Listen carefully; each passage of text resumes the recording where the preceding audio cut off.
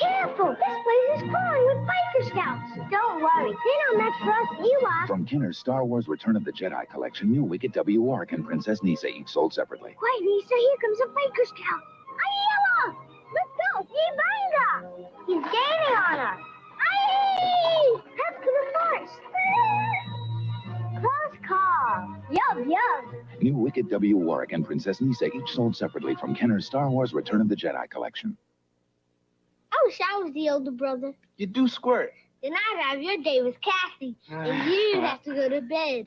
Let's switch. Okay. First, you brush with Colgate, young man. I like that cool taste. Me too. And Colgate helps fight cavities. With MFP fluoride. That's right. The maximum fluoride protection a toothpaste can give. And it tastes great. There's my date. Oh, no, you don't. Colgate Regular and Winter Fresh Gel. 2 great tastes, maximum fluoride protection. And now, Seaweed's Tropical. It's Kenner's Seaweed's Tropical. Camille, Baby Cascade, and Pelly Pelican. She's tan, has pretty blue hair you can comb, and looks cute in a little grass skirt. You can collect Flora Tropical, Baby Finella, and Little Dog de Blue. Seaweed's Tropical. Seaweed's Tropical. Camille, Baby Cascade, and Pelly. Other Seaweed's Tropical sold separately from Kenner. Strawberry shortcake and it's your sweet. Their pretend kisses make kissing a treat. Each sold separately. Baby strawberry shortcake, give your mommy a kiss. I love you, baby orange blossom. When you squeeze their tummies, they blow sweet-scented make-believe kisses. Delicious baby angel cake. Time to get ready for your nap. Don't you just love them to pieces? Baby strawberry shortcake and baby orange blossom and baby angel cake each sold separately from Kenner. And now, a fun factory. Let's have a Play-Doh party. Yeah. A shooting star. You can make all sorts of great things with a Play-Doh Fun Factory. I made spaghetti. And now you can get a Play-Doh Fun Flyer free when you buy Fun Factory in specially marked packages. It's lots of fun and little enough to take with you wherever you go while supplies last. The Play-Doh Fun Factory toy comes with everything you see here from Kenner. strawberry shortcakes tickle cushions fun. That look alike, twins look alike upside down. Strawberry shortcake with custard and lamb and Ada with sugar woofer, each sold separately. Sugar woofer? How do you tell the twins apart? I sniff them. They both smell lemony. That's why they're called Len and Ada. But which is which? Dog defino. Lamb and Ada with sugar woofer. Strawberry shortcake with custard sold separately from Kenner. This Care Bear special has been brought to you in part by the many worlds of Kenner Toys.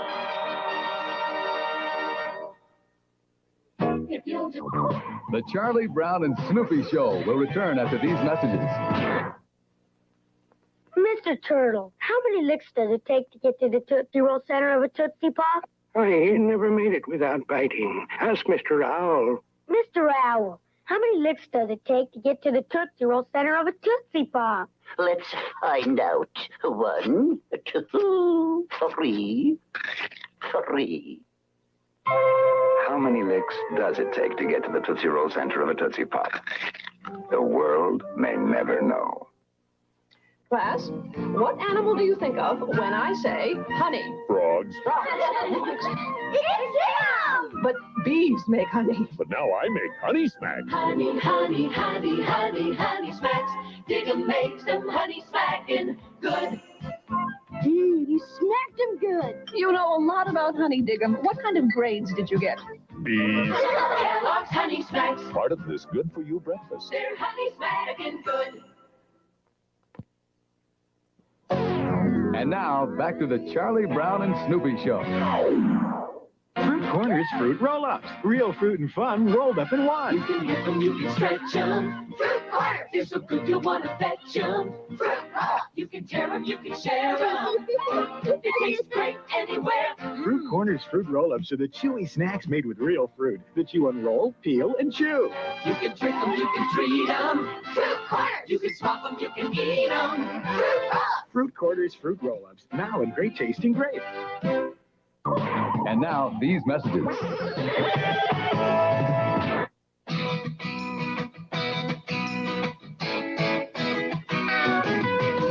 Ready, shine up, grab a stick of juicy fruit. The taste is gonna move you up, move you out. The taste is gonna move you when you pop it in your mouth. Juicy fruit is gonna move you. It's got a taste that gets right to you. Juicy fruit, the taste is gonna move you. Get under the spell of Colgate Gel. It's the cool gel. Get under the spell of Colgate Gel. That taste really zaps me. That's the spell of Colgate Winter Fresh Gel, a creamy blue gel packed with proven MFP fluoride, the maximum fluoride protection a toothpaste can give. Get under the spell of blue Colgate Gel. Colgate Regular, Colgate Winter Fresh Gel, the cavity-fighting gel with a winter fresh taste. Excellent. Monday, it's Flash Spiegel with Snoopy's Secret Life, where Charlie Brown loses Pooch to life in the fast lane. Then it's a comedy extravaganza, the all-new Daffy Duck's Easter show.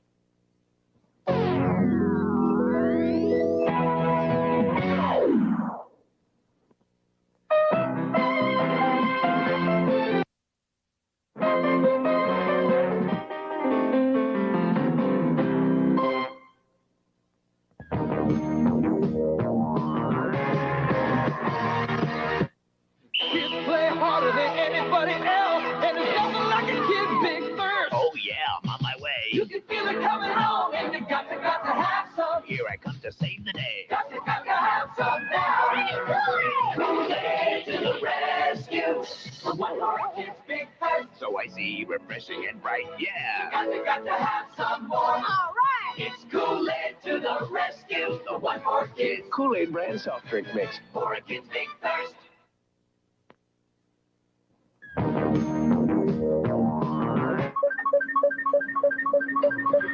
In the news, Washington's cheery cherry blossoms.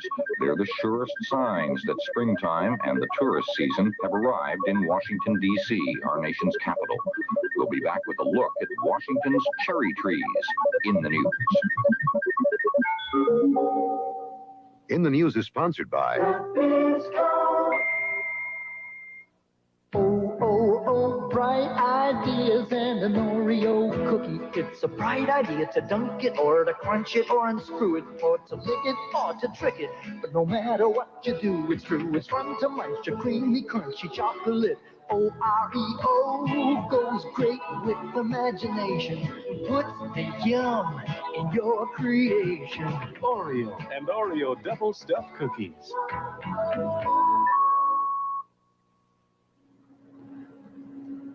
And now, cherry blossoms in the news. Signs of spring are always welcome after a long, hard winter, and the most obvious signs of spring in Washington, D.C. are the cherry blossoms and the 500,000 tourists who come to the nation's capital each spring to see this display of natural beauty. In April, Washington celebrates spring with the national trees. Don't always bloom in time for the festival, but this year they were right on schedule. 5,000 cherry trees adorn Washington's parks. About 650 of them surround the tidal basin near the Jefferson Memorial. Another 700 have been planted around the Washington Monument. The cherry trees were a gift from Japan. In the early 1900s, this part of Washington was a swamp. After it was dredged out and dried up, the wife of President William Howard Taft suggested planting Japanese cherry trees in the area. And in 1912, the mayor of Tokyo, Japan's capital, had 3,000 trees sent to the United States as a gesture of friendship. The favor was returned 40 years later. Tokyo's cherry trees were in bad shape after World War II, in which the U.S. and Japan were enemies. In 1952, as a sign of renewed friendship, cuttings from Washington were sent to help revive the cherry trees in Tokyo. I'm Christopher Glenn with Cherry Blossom Time in Washington, D.C.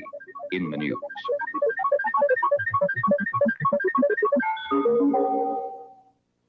This is CBS. Ronald McDonald in Good Morning. Good morning to you. Good morning to you. The sun's shining brightly. The day is brand new. Good morning. Good morning. Good morning. Good morning to you. The sky's never been so incredibly blue. Your best friends and breakfast are waiting there for you. McDonald's, Ronald and you. Good morning. Care Bears and the Freeze Machine tonight at 7:30.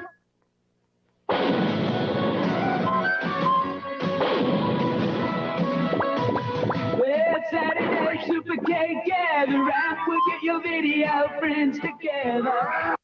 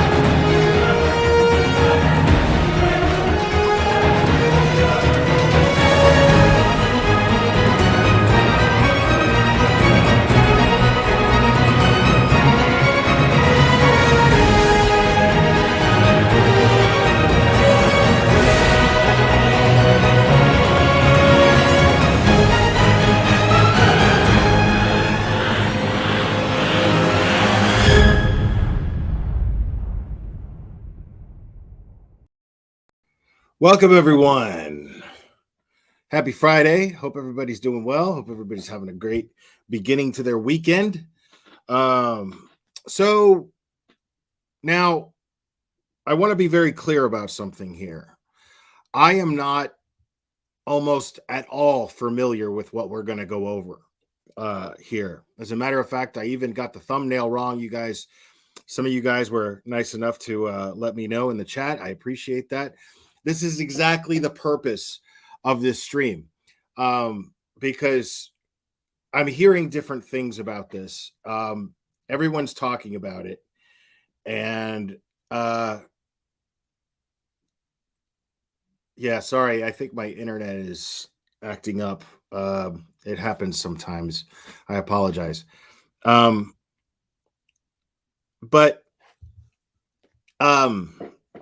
So what we're gonna do is I'm gonna count on a lot of your feedback on this, because the purpose of this is for me to hang out with you guys, obviously, but also utilize my community, because I know a lot of you guys are talking about this. I know you guys are following this, and a lot of people have a lot of opinions about this. I have not formed one yet. So I wanted to spend my Friday evening with you guys and educate myself a little bit here. Brianna 25, thank you so much. Why do I remember every word of those stupid jingles 40 years later? And why do you insist on making me remember? And love the remembering. Oh man, I don't know. I love it. That's why I do it, you know. I like those brought me back for sure, man. Like the in the news thing with that sound effect. I haven't it's been easy at least 35 years since I've heard that. Easily. It's not my camera, guys. Actually, it's my internet, and it's really shitty right now. Let me try and refresh. Let me do that.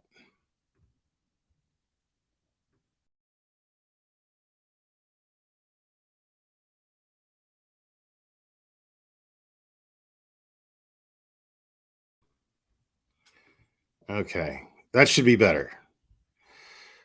All right. Blue Eyes Crying. Member for 6 months, renewing the 6-month membership. 6 months already. That went fast. Oh man. I appreciate that. Thank you. So yeah, I had to refresh. Sorry about that. So yeah, so we've got this kid, Rudy Farias, okay? And he's technically an adult now. apparently he went missing. He was reported missing 8 years ago, and the oh yeah, you guys are funny. He went missing 8 years ago, and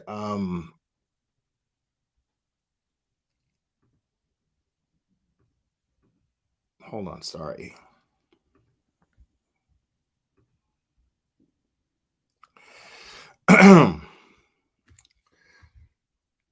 So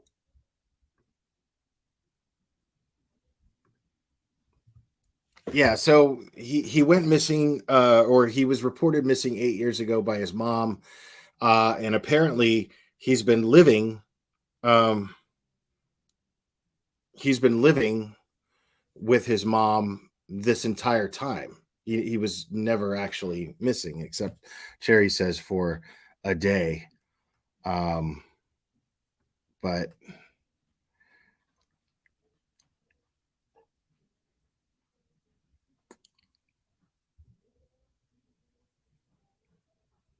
I don't know, but we're going to get into that, Phoenix. Thank you so much. We are going to get into all of that. Let me go ahead and just go over an article here first, because again, guys, I don't know shit about this. I know, I mean, the basics of the basics. I don't hardly know anything about this. I thought, okay, well, instead of just doing research on it, why don't I just kind of like research it live, and see where my community is on this, and then we'll form our own opinions as we educate ourselves with it here. So here, I'll play this real quick.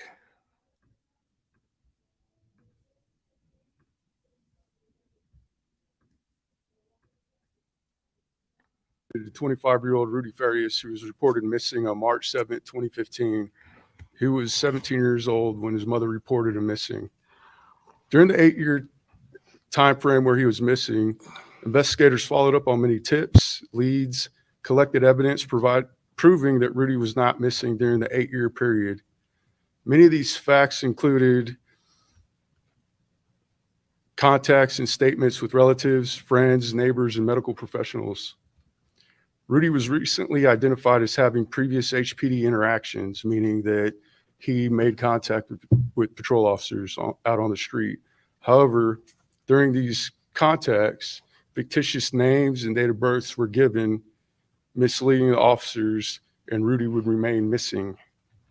In fact, both Janie, Rudy's mother, and Rudy himself gave fictitious names while interacting with various patrol officers. In previous HPD interactions, meaning that he made contact with patrol officers out on the street. However, during these contacts, fictitious names and date of births were given, misleading the officers, and Rudy would remain missing. In fact, both Janie, Rudy's mother, and Rudy himself gave fictitious names while interacting with various patrol officers. What? After investigators talked with him yesterday, it was discovered that Rudy returned home the following day on March 8th, 2015. The mother, Janie, continued to deceive police by remaining adamant that Rudy was still missing. She alleged her nephew was a person friends and family were seen coming and going. However, we disputed that. See, I had questions. See, that helps answer some of my questions, because I was also wondering, I was like, well, what if it was just a misunderstanding? What if it was just a big lack of communication, right? So I was just kind of sitting here thinking like, well, I mean, maybe the police just never contacted her to follow up, and then she just never got around to saying that her son wasn't missing. But apparently, according to law enforcement here, that's not what happened at all. Apparently, they were following up, and she was adamant that he was missing. Why she was doing this, I'm sure I don't know yet. This is bananas, dude.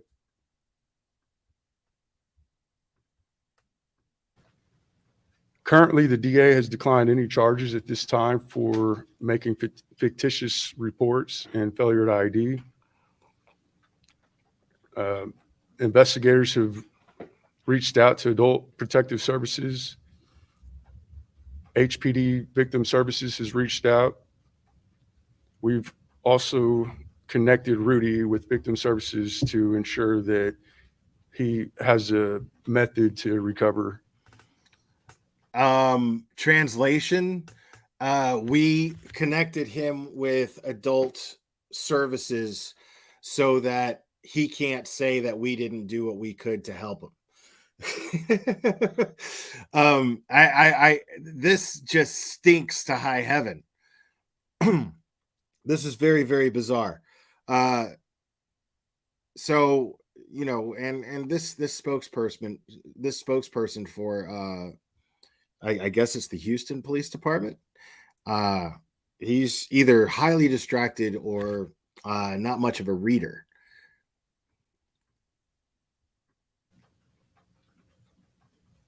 Now, based on Rudy's interview, there were no reports of sexual abuse reported.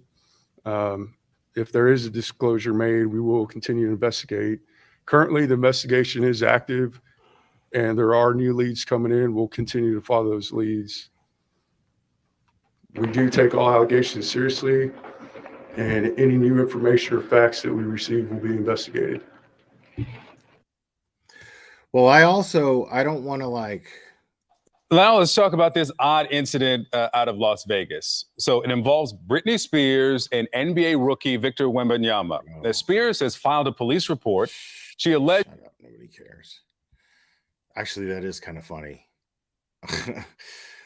All right, so I'm going to read this here. A Texas man... Jesus.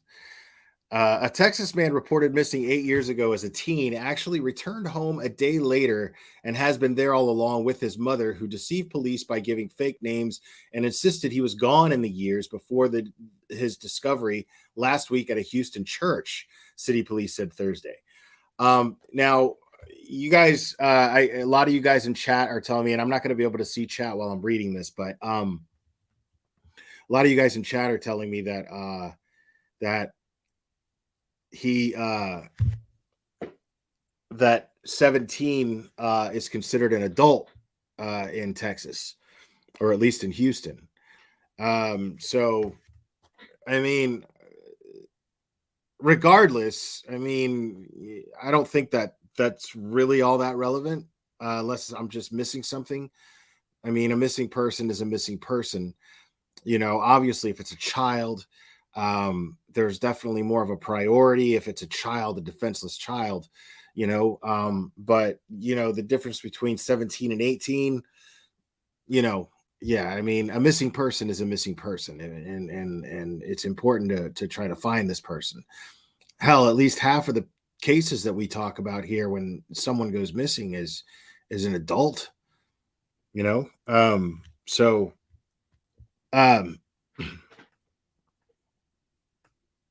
Okay, so if he's 17 and in school, he's not an adult. That's interesting.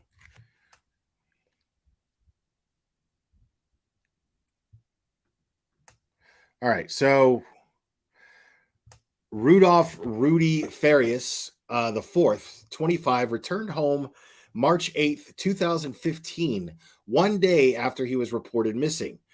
Lieutenant Christopher Zamora said in a news conference. While Houston officers had interacted since then with Farias and his mother, both provided fake names and dates of birth, misleading officers, he said. His mother continued to deceive police by remaining adamant that Rudy was still missing, he said. Farias is now back home with his mother, police said Thursday. CNN has reached out to his mother for comment. The district attorney has declined any charges at this time for making fictitious reports and failure to ID, Zamora said, adding the investigation is active and there are new leads coming in. We'll continue to follow those leads. Thursday's update by Houston police comes a week after authorities said Farias was found sleeping in front of an East Houston church, and more than 8 years after he purportedly went missing on March 6, 2015, according to a flyer from the Texas Center of the Missing. The then 17-year-old vanished while walking his 2 dogs in Northwest Houston, CNN affiliate KHOU reported.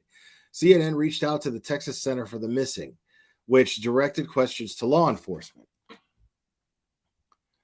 After investigators talked to them yesterday, it was discovered that Rudy returned home the following day on March 8th, 2015, Zamora said Thursday, but his mother, Janie Santana, continued to deceive police by remaining adamant that Rudy was still missing. Zamora suggested police were skeptical that Farias was in fact missing.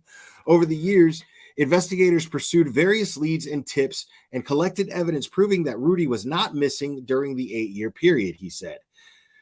At times, other people saw Farias, Zamora indicated. At times, other people saw Farias, Zamora indicated, but Santana alleged her nephew was the person friends and family were seeing coming and going, he said. However, we disputed that, Zamora added. Asked about, wait, what?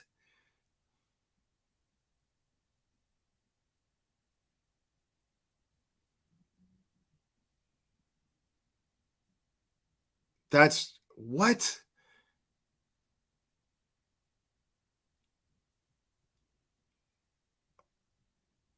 Why? Okay. Oh, okay. So she was claiming that the kid was not her son, that it was her nephew. All right. So far, breaking it down for those of you who are not familiar with the case, and me including, I included in that. So the kid gets reported missing. He supposedly disappeared walking his dogs, and then he allegedly returned the next day, but he was still reported as missing. And people have interacted with him. Police have interacted with him. He's given fake names. The mother gave fake names. She claimed that the boy living with her, or the young man living with her, was not her missing son, or the son that she has that was reported missing, but her nephew. So she was lying and saying that he was her nephew. Okay. At times, other people saw Farias, Zamora indicated, but Santana alleged her nephew was the person friends and family were seeing coming and going, he said. However, we disputed that, Zamora added. Asked about whether Farias might face charges, Zamora confirmed it was against the law to give officers a fake name when detained, under arrest, or making a police report, and that Farias himself did so in at least one instance. All right. Let me.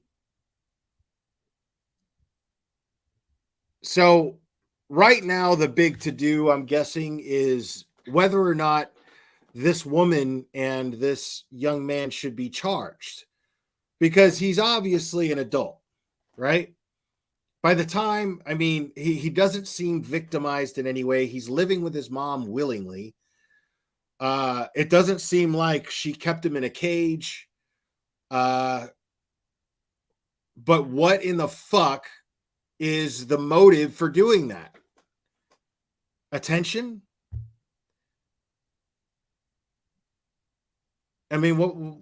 I don't understand. Like,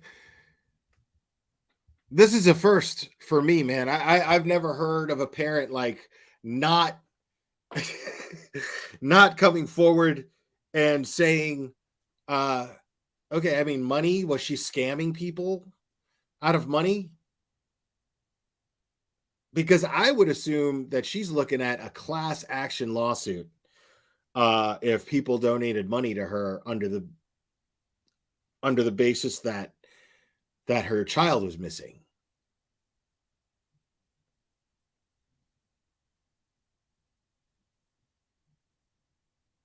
I don't know if he's such a victim, though.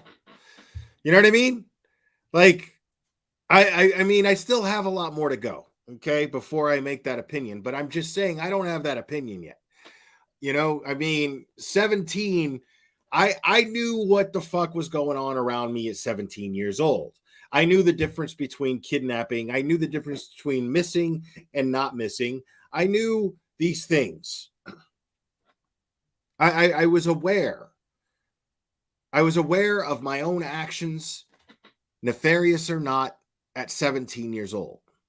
You know what I mean? So I'm not saying that she's not the brains and the mastermind behind it all, but Mistaken Reaper, member for 3 months. Hello, everyone. Hope you're doing well. Thank you, Mistaken Reaper. Welcome to Logic. I'm not saying she's not like the mastermind of the whole thing or whatever, but it seems as though, I mean, the kid went along with it. I mean, he willingly lied. You know, he's old enough to know the difference between right and wrong. He's not a child. He's not a baby. You know what I mean? He knows that, you know, he has to know that his face is on a billboard where he's considered a missing person. Now, is he more likely to just be loyal to his mom? But that doesn't make him a victim. That's still his decision. Once he's old enough, it's his decision to go, okay, you know, all right, mom, I love you, but this is fucked up. This is just fucked up.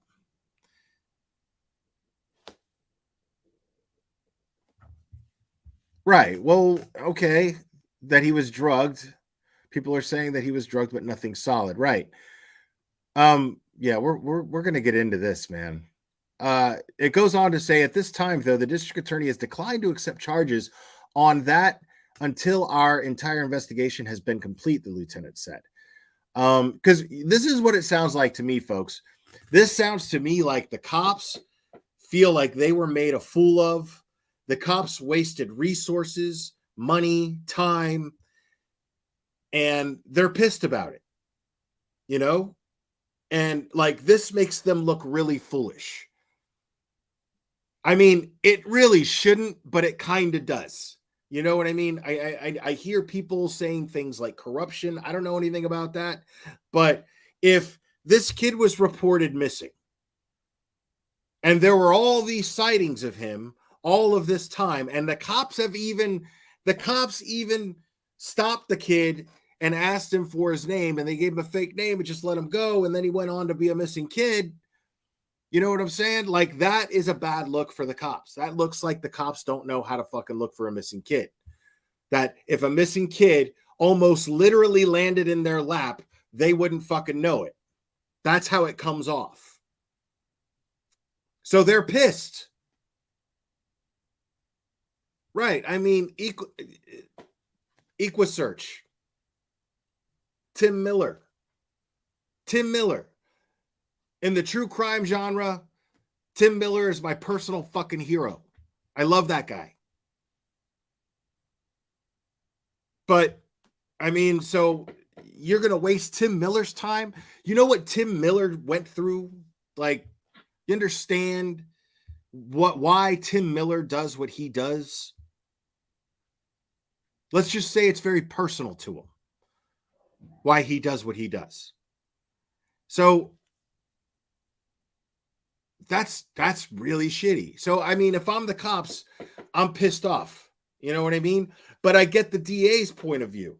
I mean, just lying to the cops, the DA's like, man, this is fucking Houston. This is a major city. I got murderers to put away. I got armed robbers to put away. I got stabbers to put away. I got woman beaters to put away. I got child abusers to put away. I got rapists to put away. And you want me to spend a bunch of fucking of the taxpayers' time to put away somebody for lying to the cops?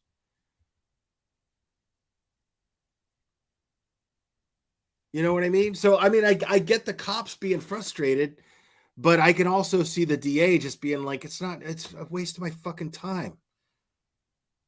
It's a waste of my fucking time.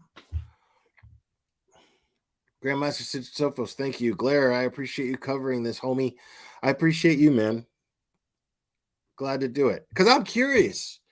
Like, I keep stumbling across people talking about this, and I'm just like, I don't understand. Well, wait a minute. Who was victimized here? Is there even a victim in this situation? Because, I mean, besides law enforcement, because law enforcement was absolutely lied to. So, I mean, is victim a strong word to use? Maybe, but technically speaking, they're the only people so far that I've seen that were victimized out of this situation so far. Farias is with his mother by choice, Zamora said. Not noting he is 25 years old. Police have reached out to Adult Protective Services and contacted Farias with the police department's victim services. Nearly 360,000 reports of missing children were made to the FBI in 2022, a figure that may include duplicates, according to National Center for Missing and Exploited Children. Now imagine how many missing people are in Houston. How many small kids have gone missing? Where you need those resources, because yeah, Houston's a major city, and do they likely have a lot more resources and more experience in law enforcement with missing people than, say, Rogersville, than Hawkins County? I would think so. But nevertheless, that's resources and time that they spent looking for this kid who was sitting there farting into his couch, hanging out with his mom, and lying to the cops saying he was missing, while these guys are out there chasing their tails when there's a missing kid out there that really needed their help.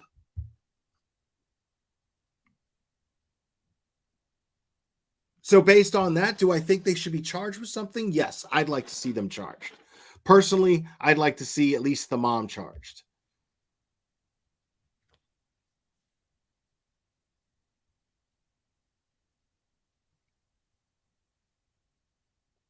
I mean, all right, what's this guy's name? Q. I want to find video of this guy. Let's get into that dude. Shut up, Cherry. Don't do it. Don't do it.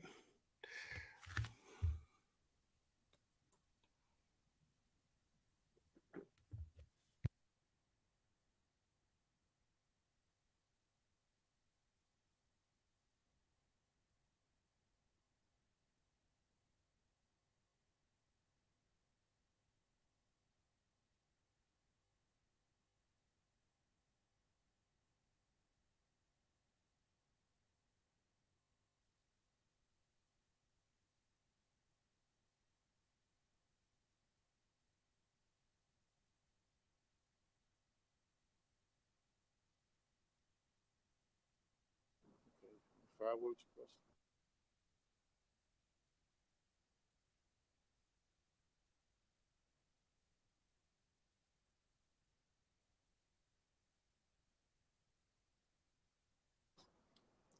So you've been here with Rudy and his mother?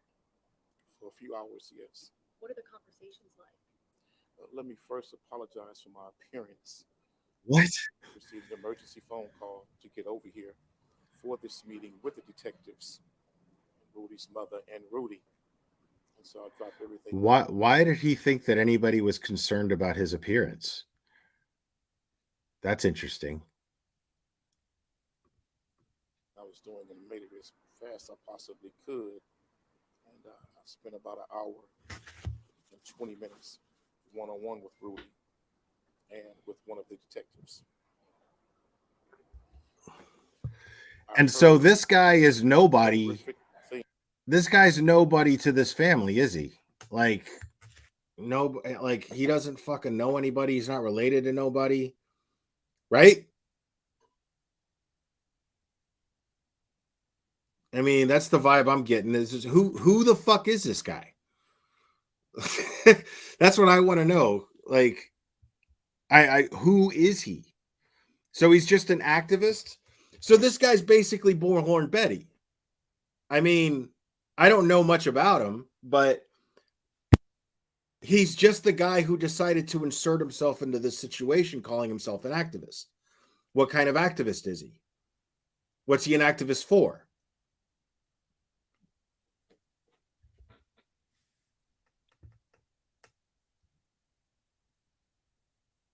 I mean, it's strange. What's he doing?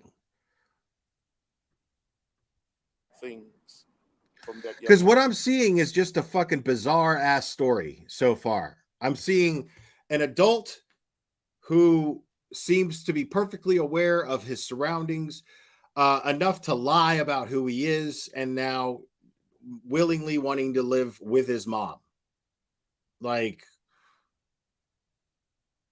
his mom just seems like a fucked up individual, and he's probably fucked up from having to live with her. But whether or not he was abused, where's the indication of that? Has there been any type of claim from Rudy that he was abused?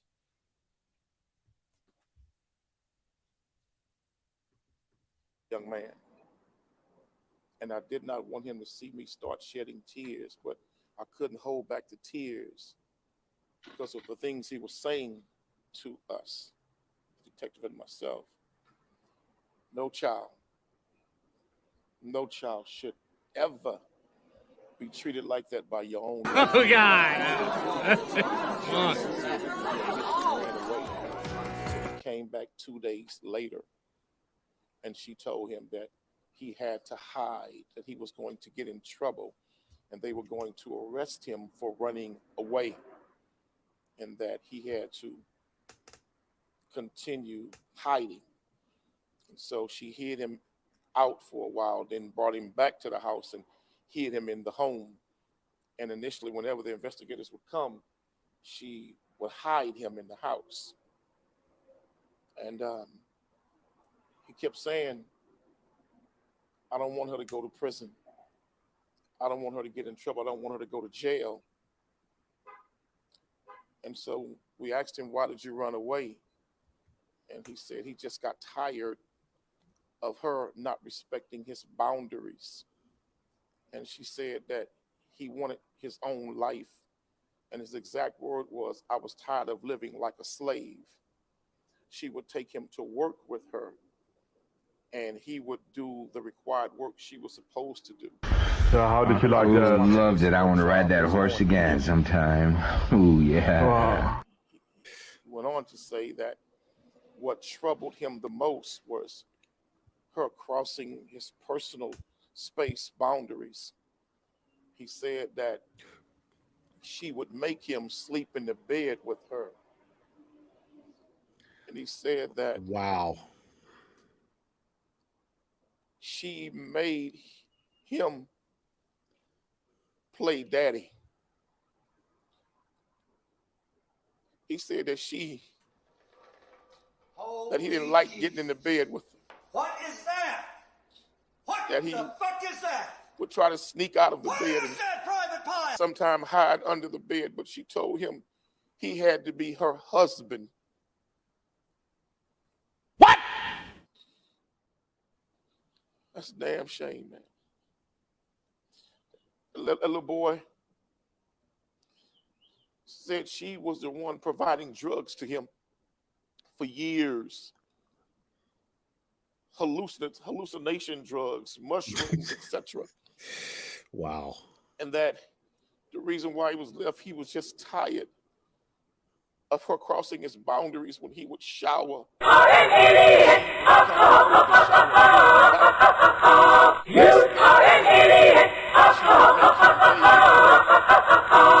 With the soap. And he ran away this time because he was tired. Well, now, you've been doing this for many years. how emotional today with this case. It's a goddamn shame. I ain't never in my life heard of a mother doing to a child what this woman did.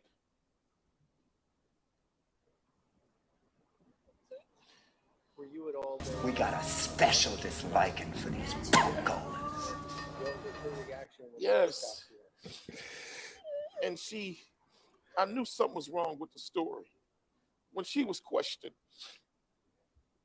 when they found him, he had her credit card in his pocket. She just canceled that credit card 2.5 years ago. No offense, but you So are if he's a been missing for stupid 8 years, asshole. how the hell he get your credit card in his pocket when they found him from 2.5 years ago? Well, she made And he said to us that she gave him that credit card so he could go and buy her certain things. But with the other Trace the signal. her response. She hadn't even heard them because we had to remove her from the room. But so she hasn't been questioned about that. Can you describe her demeanor and his demeanor during questioning? When she was in the room, he wouldn't say nothing. He wouldn't say one word when she was in the room. Trace the signal. But the minute she left the room and we were allowed to talk to a young man, and he asked, he said, "Can I speak with Mr. X by myself? Can I talk to Quanell by myself?" And the detective was like, "Well, can one of us stay in the room?" And he was like, "Okay, but I'll talk to him." When she left, when he first came here, he was holding on to her. He wouldn't talk to them. He wouldn't say one word to anybody. Like he was petrified. You're lying. But the minute he got alone by himself, he slowly calmed down. And he slowly began to talk very coherently and specific details. This is a man in his mid-20s. People might wonder, why not run away from this situation? Why not get yourself out of it? Did he give you any explanation about that? I honestly believe, based on what he said to us, she was drugging the hell out this kid. And she convinced him that he was in trouble for initially running away and that law enforcement wanted to arrest him and put him in jail for running away. She had convinced him that all type of agencies were looking for him to put him in jail. He was in plain sight. Exactly. He was in plain sight. What the fuck are you talking about, bro? He would go to work with her. Right. He would stay at the job with her. I'm not buying it. I'm letting y'all know right now. This is where I'm at so far. I'm not buying it. And maybe it has a lot to do with the fact that this fucking guy is making it to where maybe subconsciously I'm just, I just want to push back because I just think that this guy is completely and totally full of shit. I do not believe a word coming out of this dude's face. None of it. Because the kid's actions are contradictory to what he's saying. Dude, why don't you just fucking turn the doorknob and walk the fuck out of the door, bro? You're not 7. You know what I mean? Turn the fucking doorknob and walk out, bro.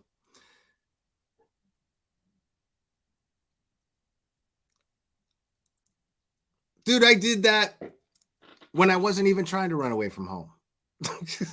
Just was like, I'm going out. Fuck off. I mean, it was wrong. I was being a dick. I was being a shit kid. But I was like, whatever. I'm leaving. I'm going out. I'm just, that's not a little kid in his onesie with footies who decided to run away because he heard the neighbors had candy. That's not what happened here. You're not going to go to jail for running away. Nobody goes to jail for running away. Everyone knows that. I knew that as a kid. You know what I mean?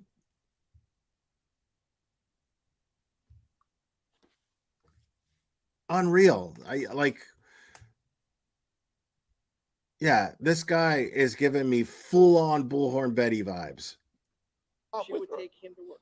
Where did she work, and where was he doing this work? It was some kind of security job or something like that. Where they were at, I don't know, but it was a security type job, a nighttime security watch type job. How did he end up in church? We still can't. So wait, he had a job? That he had took mushrooms. Okay. And 2 weeks before this, or a week, not even whole 2 weeks, her car was stolen. Okay. When her car was stolen, she didn't know how the car was stolen, but the keys were in the car. And Bro, let me explain something to you guys. 4th of July. Okay. Now, got a hold of these chocolate bars. All right. I got a hold of these chocolate bars. Now, the recommended dosage is it's like a Hershey bar where it's in sections, you know? And these chocolate bars had psilocybin, same as mushrooms, right? Basically mushrooms, but chocolate bars. And you eat you're supposed, the recommended dosage is like they called it I think it's a hero dose. The hero dose is a half of one of the bars, right? The half of the bar. I ate 4 entire bars. 4 entire of those chocolate bars. I watched a really stupid movie, but it was clearly made for mushrooms. Absolutely, 100%. I had no doubt in my mind that that's what it was for. And I had a great time. I was perfectly aware of my surroundings. I mean, I was seeing shit, but I was having a blast. But at the same time, I was perfectly aware of my surroundings. I was perfectly capable of logical decisions. I was perfectly capable of assessing a situation for what it was. I wasn't, reality was somewhat distorted or enhanced, if you will, but it was not in no way, it was in no way impaired. My sense of reality was not impaired in any way, shape, or form. You know what I mean? If I am in a situation, if I'm on mushrooms and I'm being held against my will and I have the option to walk the fuck out the front door, I'm going to walk right out the fucking front door. I don't care how hard I'm tripping. It doesn't matter how hard I'm tripping. And if it was given to him on a regular basis, you know what I mean? If it was given to him on a regular basis, then he's a veteran, bro. You know what I'm saying? By 25, I was a veteran. I'm not even trying to lie. By 25, I was a veteran, bro.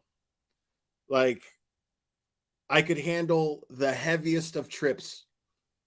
Just, let me at it. At 25, I was already a veteran. So, I don't want to hear this shit that this guy is saying right here, that this kid was held against his will, but he could have. Dude, the guy, did he say he had a job as a security guard? I'm not sure if I heard that correctly, but did this kid have a job as a security guard during this time?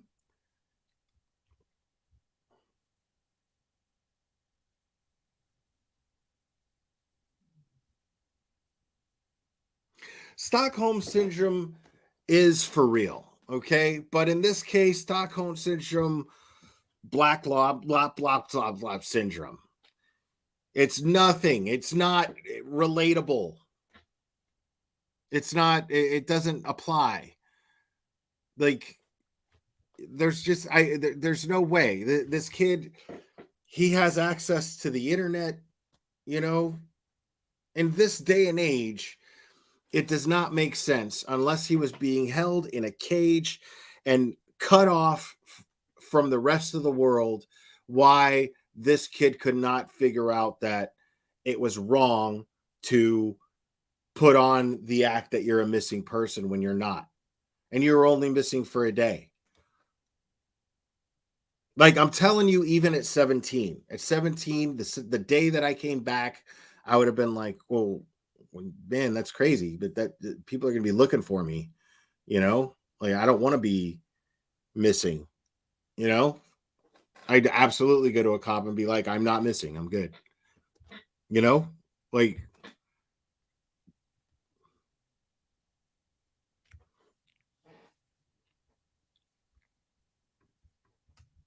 He stole the car. That's when he got into the accident in the car. And it was him that got into the accident in that car. What was the story? I mean, this is 8 years he was reported missing. What's the story that he's been? I spoke to neighbors who said he went by dope, but he never kind of told anyone what happened. What was his story? Because she had convinced him that he was in so much trouble. So if this essay happened, why did the cops let him go home with his mom? Well, first reason why the cops let him go home with his mom is because he's an adult. They can't stop him from going home with his mom. He's not a child. So legally they can't stop him from going home with his mom.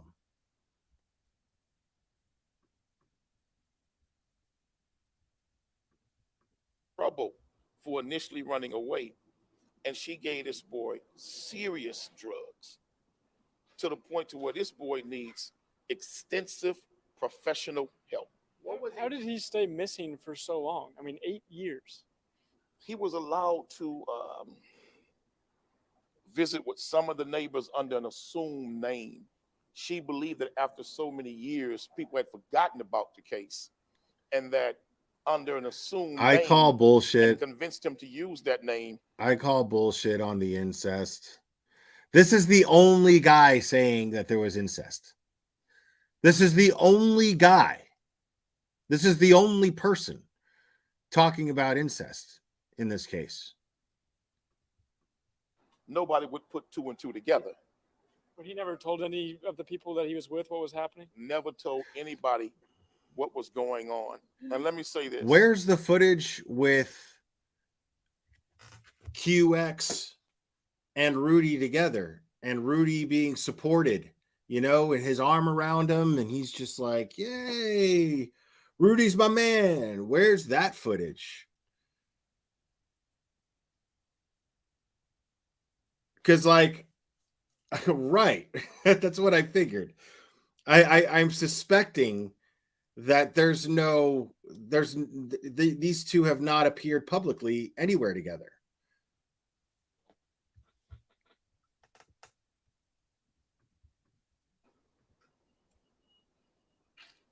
A young man's body have scars all over it. Slice wounds from here, from to his forearm to his wrist. All type of scars on this kid. And he said that she often locked him in the room, that she would give him drugs and lock him in the room. And there's a whole lot of mental health issues there, I believe, induced because of the drugs that this young man was getting. At any point during this process today, did you see the mother detained by HPD? They took her to another room and kept her there for a minute after he had confided with us what was said. I know they were on the phone with the DA's office and their superiors about this case. Let's be honest. To know something. Let's be honest here. Let's all be honest for a moment here. Does anybody believe Rudy or his mom? Like, let's just say this guy's telling the truth. Let's say this is stuff that Rudy told him. These people lied about him being missing. The credibility is fucking shot.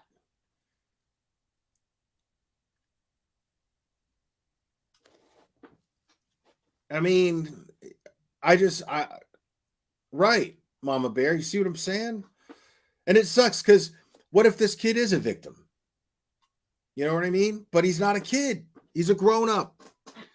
He's a grown up, and he is responsible for his own actions at this point in his life and has been for quite a few years now.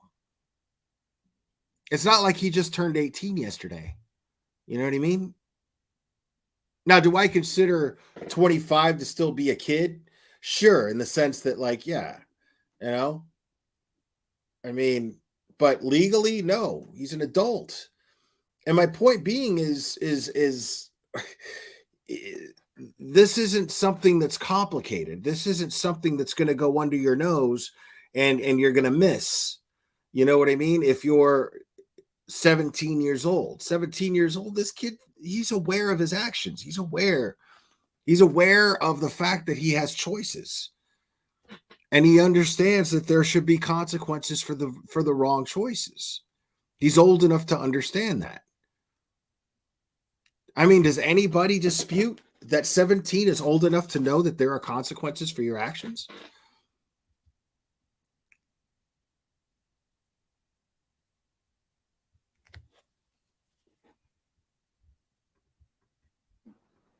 This young boy was not kidnapped by some strangers and he got away and they found him. That's not the case here.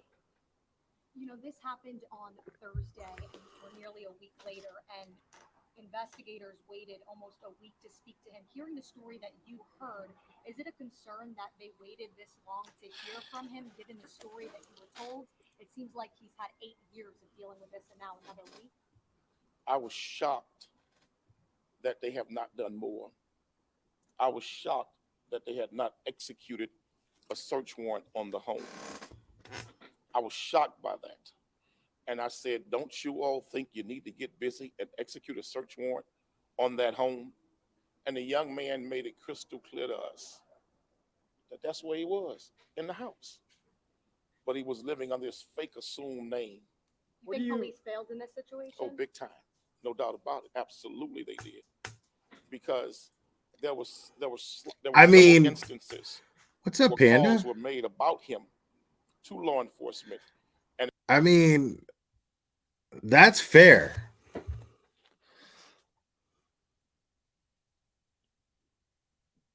I mean, that's fair.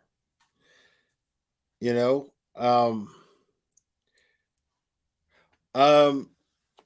he's saying that the police fucked up. I mean, if they didn't follow up, you know what I mean? Like, did they ever search the house? I mean, there had to be signs.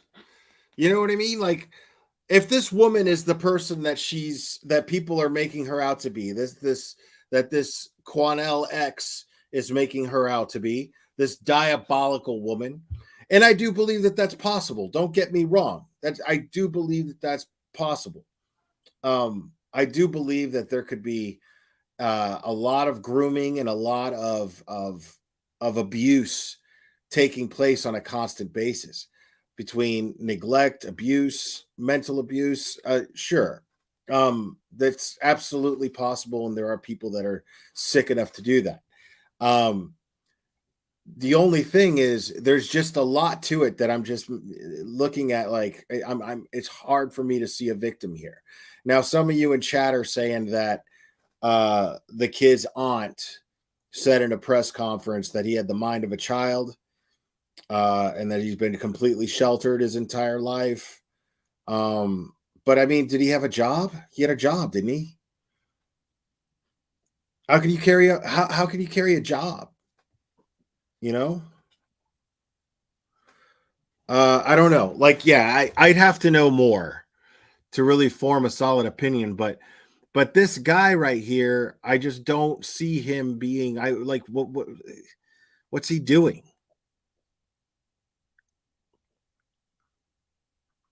Like, if the kid by choice wants to live with his mom, you know, and they did not properly follow up and follow through based on the history of that address, because she hadn't changed addresses. And our residents were saying this morning that she brought bags and she was trying to leave.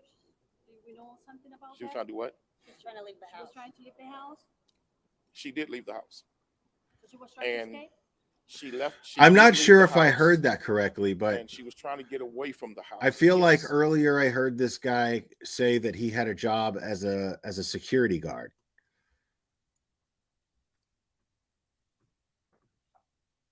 And he went to work. Yeah, that's right. And he went to work with his mom. And according to him, his mom made him do all her work.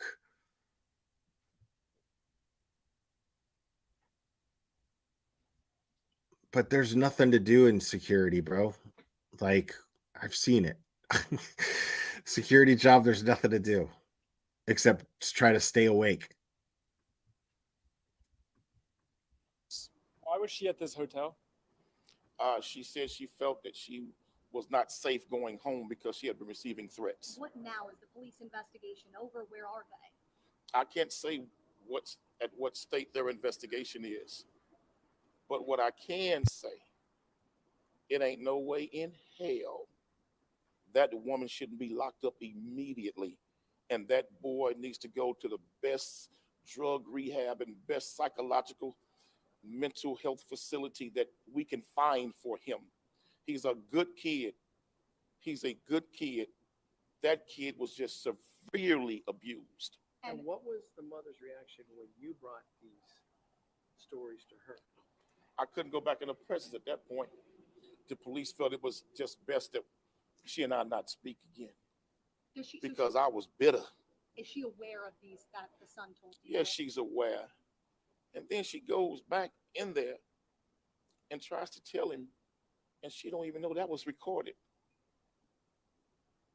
Yeah, that's what I'm saying. Yo, and shout out to Menace to Sobriety. Y'all subscribe to Menace to Sobriety. I really like that channel. Make sure to check it out. But yeah, drug rehab for mushrooms. It doesn't even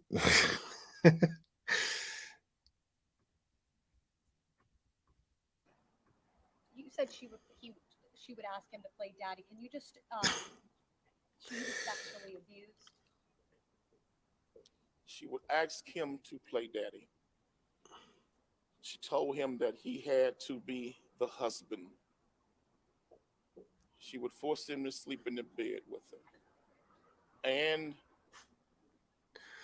when did he get all this time with this person to get all of this information?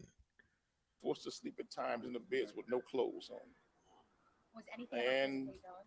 Yes, but I don't want to talk about the kissing and all of that stuff. But he was telling you that there was some sort of sexual action that was happening between him and his. Ask you a question. If your mother tongue kissing you in the bed with her naked, what the hell is that? I mean, damn, dude, you have to go that far? Hold on. That's what happening between him and his. Ask you a question. If your mother tongue kissing you in the bed with her naked, what the hell is that? I mean, damn. Ask you a question. If your mother tongue kissing you in the bed with her naked, what the hell is that? I mean, damn. Ask you a question. If your mother tongue kissing you in the bed with her naked, what the hell is that? I mean, damn, dude, you have to go that far? Oh my God, bro. That's what happened. This is sick.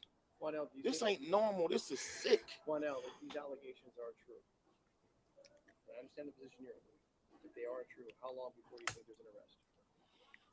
Based on what that young man said, There's not going to be an in arrest. front of the detective, I don't see why she's not in handcuffs right now. I don't see why she's not in handcuffs right now. Thank you. Thank you. Yeah, I don't trust this guy at all. Like he's got that snake oil salesman vibe about him. You know what I mean? Let's see. There's this whole Fox News thing. This is from just 3 hours ago. But here's another interview. Let's watch this real quick. Department. What was your initial reaction when you saw it? Press conference. First off, I guess you watched the press conference today with the Houston Police Department. What was your initial reaction? First off, you watched the press conference today. Action when you saw it. I believe it was a very confusing press conference. I wind up after the press conference being more confused about things involving this case. When I listen to the chief, who I do believe is a good man, who's done some good things, who's had his ups and downs, but he's a good man. I've always known him to be. Bro, what's with the VHS collection, dog? Like, look at that. What is happening, dude? Like, I'm gonna be truthful. For him to say, as a father himself, that no sexual abuse was reported, my problem with that, Chief, is your detective sat right there with me for an hour and 15 minutes and heard every word come out of Rudy's mouth. I know, like he's grifting, but like, what for? What, a DVD player? Maybe in a couple years he'll splurge for a Blu-ray. About what took place at home with his mother. He heard the young man say he was sick and tired of being treated like a slave. He was sick and tired of her crossing inappropriate boundaries. Is that how he worded it, Rudy? He went on to say, he said, she kept crossing boundaries that she should not cross. And it was not right. It was inappropriate. That detective sat right next to me. See, that concerns me. So this kid is supposed to be, he's supposed to have the mind of a child, right? He's supposed to be a grown man, young man, but have the mind of a child, incapable of, but why is he wording things like that so professionally? You know what I mean? Like at one point he's saying, yeah, mom got in the bed, made me get in the bed with her without clothes on. And the way he's wording it, it sounds like a child is describing it. And then he says that he words it as though Rudy is telling him word for word, you know, she's interfering in my boundaries and the behavior is inappropriate. Nobody with a mind of a child is going to word things like that.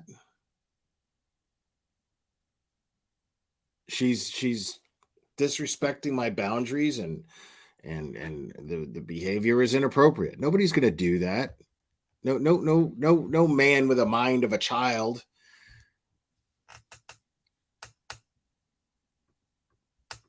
To me and listen to those words.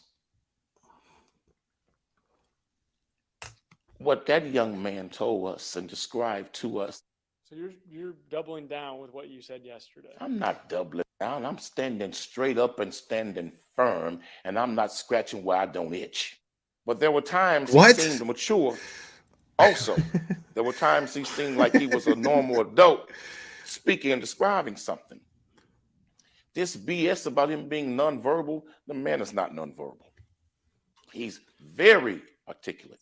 So we went in and stepped out. We were standing at the door cracked. She starts badgering him about, what did you tell him? What did you tell him? If you tell him about what I did, if you tell him about the abuse, I'll kill myself. That's what she said, and several of us standing at the door heard her say it to him.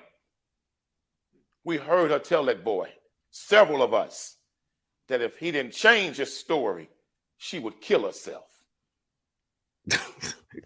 God is my witness. I wish this didn't make me laugh. I just can't take this guy seriously, man. I just don't trust him at all.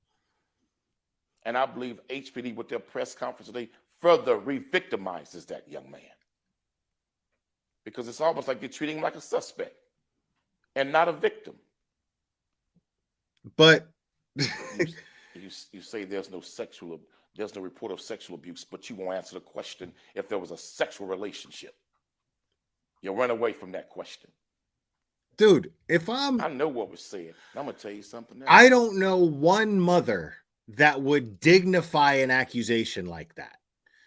Not one that would dignify an accusation like that with even a denial.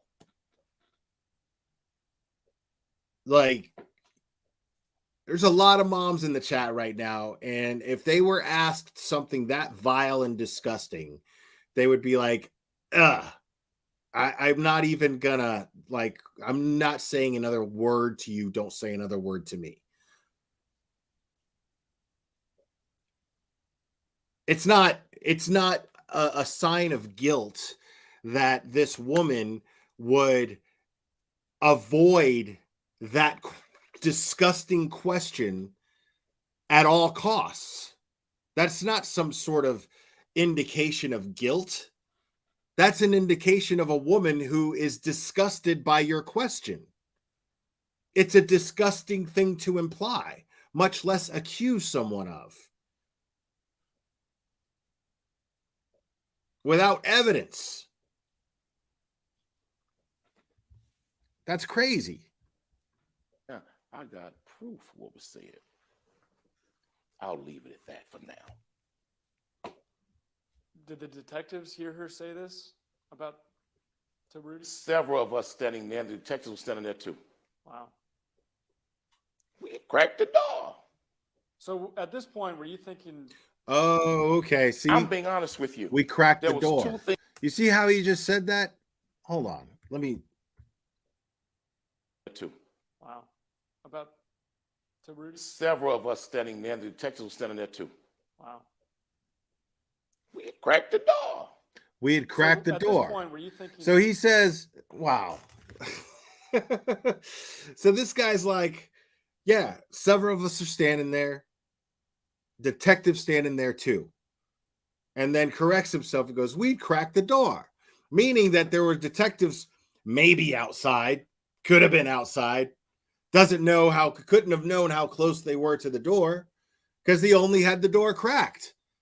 And he's just assuming that the detectives heard her say this through a cracked door and on the other side of it.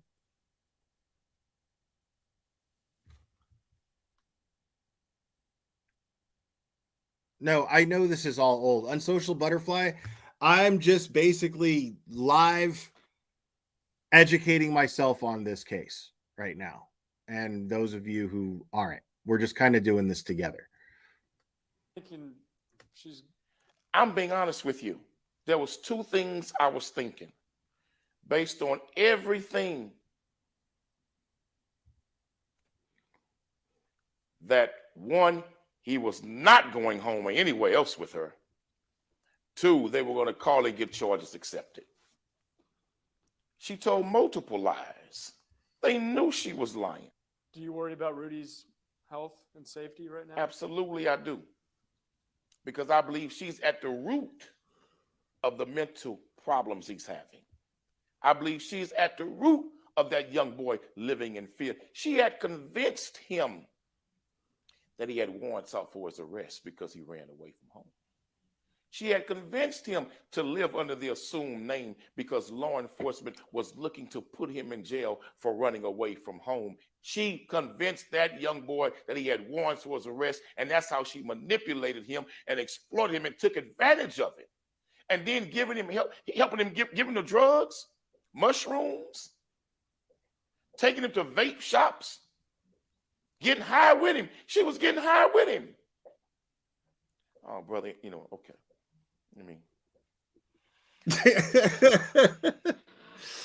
Whatever. Is there anything else you want to say? He might as well have just said whatever.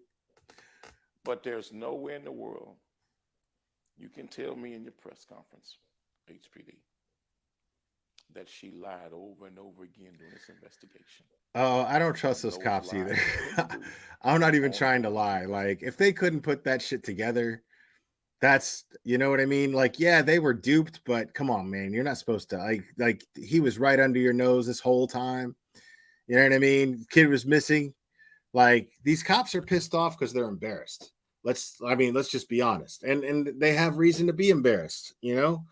I mean, shit happens. And I'm not sitting here saying that they're the worst cops in the world. Who knows? I don't know that. I don't know these cops. What I'm saying, though, is let's face it, from a public viewpoint, they fucked up. They dropped the ball, like, massively. You know what I mean? Like, this kid was right under their nose the whole time. You know? 8 years. Like the cops have even like confronted him before. You know? Like how hard were they looking for this kid? That's the way it looks. And I'm saying, like, maybe they just didn't really have the resources. You know what I mean? And like I said, shit happens. He happened to go under the radar a couple of times. It happens. But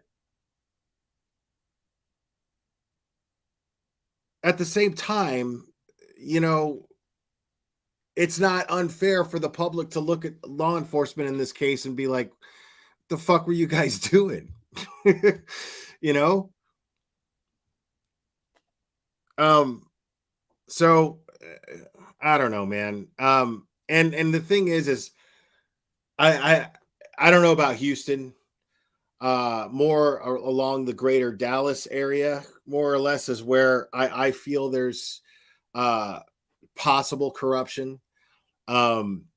But I don't think that that's everyone. You know what I mean? I don't think that's every cop, but I definitely believe that there's definitely some negligence at the very least.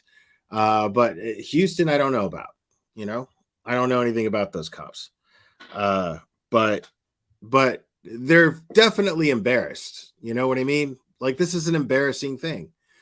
Like, they really ate a dick here. You know, they really did. And it sucks. It sucks for that guy, that Zamora guy, to have to stand there and face the press. Lindsay Lee, welcome to Logic. Thank you. I mean, it sucks, man. To have to like face the press and be like, well, you know, they lied to us this whole time, blah, blah, blah, blah, blah. But it doesn't change the fact that they were supposed to be looking for this kid and he was home the whole time. Investigation to a missing person. Created assumed names. And she's to be charged with nothing.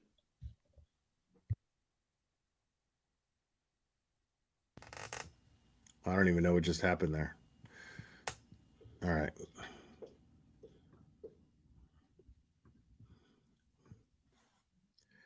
All right. This one is from today.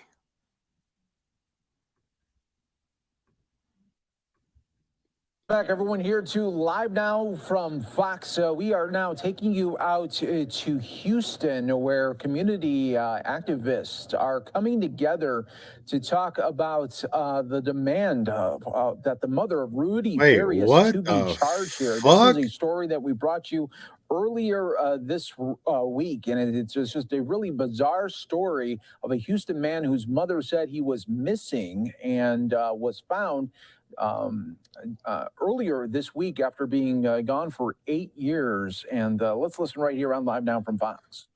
Absolute liars. Oh, man. That man heard everything that I heard. These are blessed waters from my mom. I'm standing here speaking the truth of what Rudy said to me. And I'm standing here fighting for that young man. I begged the detective, don't allow Rudy to go home with this woman. Don't allow Rudy to leave with this woman. I begged them to do something to stop him. I said to the detective, all three of them, after what you and I just heard in that room with that young man, how in the hell can you allow that boy to leave with that woman? And the detective said to me, because he is an adult, there's not a lot we can do about it. The detective, I also said to him, I said, sir, you know everything that young boy just told us. You cannot allow him to leave with her. That young boy told us how she would lock him in a room and leave him locked in there. That young boy told us how she would give him drugs, mushrooms as he called them. That young boy talked about how the drugs would cause him to hallucinate. She lied and told me when I first talked to her that the Hispanic young man that was seen here was her ex-boyfriend. And then when we were in the meeting with the detectives, she said it was her nephew. She'd been telling lies for years. So you mean to tell me, Houston Police Department, this woman can tell multiple lies to law enforcement. She can raise money all on GoFundMe pages. I talked with the investigator for at length today who worked on this case for years, the private investigator. She would raise money for Miss Jenny. And one time she said when she raised the money for her, So there was even a private investigator on this case, and they didn't fucking sniff out the fact that he was living at home? The fuck? Wow. Only came for 5 minutes, picked up the $2,000 and drove off and left, and didn't even thank the people who was raising the money on behalf of Rudy to look for him. I cannot believe, and I refuse to believe, that there's not a single charge that they can come up with to put this woman in jail so a judge can tell her you can have no contact with the victim, just like you do in domestic violence cases. If a man gets arrested for putting his hands on a wife, God forbid, they tell him that you cannot have any contact with the victim. Rudy is a victim.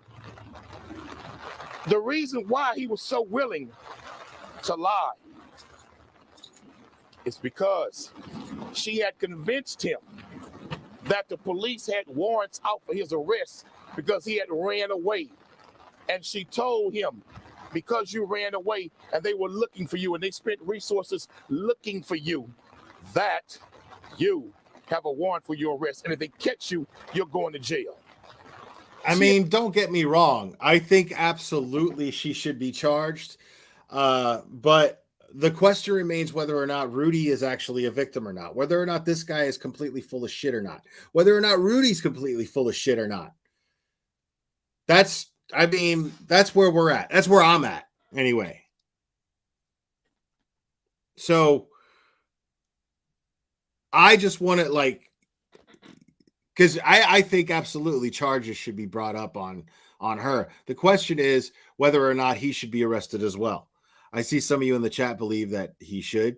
But yeah, I need to see this kid in an interview. I need to see this person talk in front with a camera in front of him. I got to hear him say the things that he's saying, or whatever. I got to hear him talk so I can get some sort of assessment, more or less, of his character. She had convinced the young man to wear an assumed name because he thought he was in trouble for running away. Rudy also said to us, me and the detective, on more than one occasion, he put his head down in tears right before he began to talk about him playing daddy at her request, and he got to be the husband. He has to be the husband, is what he said. He said, I don't want my mama to go to prison. I don't want my mama to go to jail. On yesterday, when the question was asked, was there a sexual relationship? The sergeant lied in his response. And then the next question was there a sexual relation between the mother and her son? They refused to answer that question and said he's a victim and we protect all sexual assault victims. See, they know what I'm saying is the truth. Mm-hmm. That dirty, low-down damn cop was right there with me when Rudy said everything that he said. Mm-hmm. Just go back and look at the press conference. Why didn't you say, well, from what we know, there was no sexual relationship? See, but it's... You so freely saying that there was no... It's more complicated than that. Like, maybe the cops are actually investigating it. Like, this is what bothers me. Because regardless, let's say this guy's telling the truth. Fine. Okay? Let's say Quan LX is telling the truth. And this conversation actually took place with Rudy, detectives in the room, all kinds of stuff, right? Let's just say, for the sake of argument, that happened. Now, what if there's an ongoing investigation? What good does it do, Rudy, for this man to hold these press conferences, screaming and yelling and making these accusations? I mean, it's an ongoing investigation, right? They said it's an ongoing investigation. We heard Zamora say publicly in that press conference that it's an ongoing investigation. So maybe they're looking into it. Maybe it takes time to build a case. And I say maybe sarcastically on that because there is no maybe. It takes time to build a case. They just found the guy. So whether or not this guy's lying doesn't matter. The question is, should he be yelling and screaming details of an ongoing investigation to the general public? And what's his motive for doing so if not self-serving? Because it doesn't help Rudy. It doesn't help Rudy at all.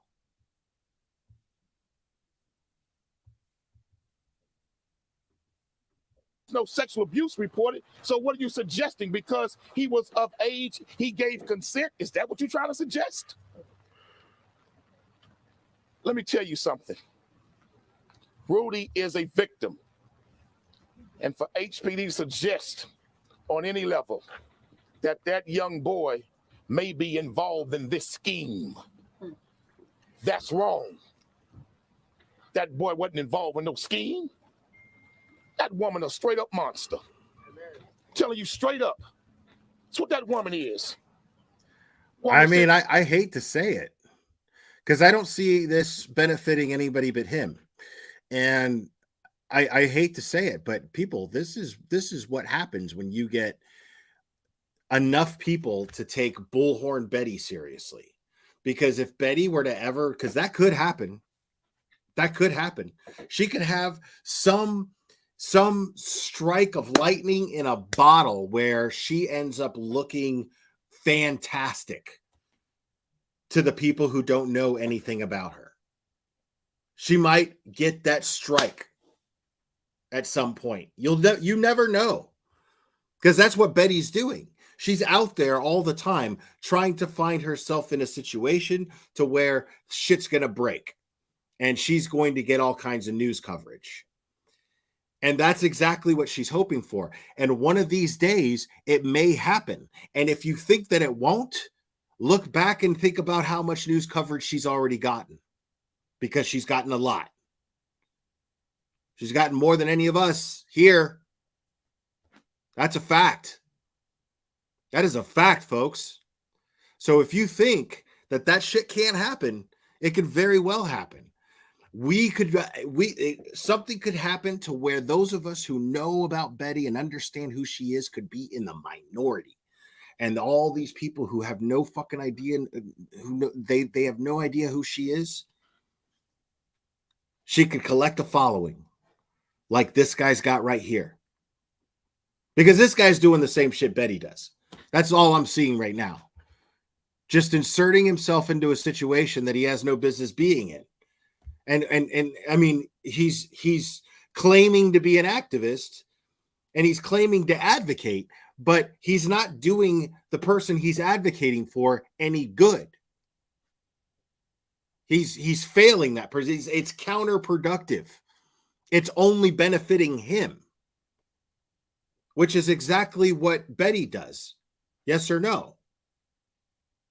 Betty claims to be an advocate, and yet everything that she does is counterproductive to getting that person justice that she claims to be advocating for.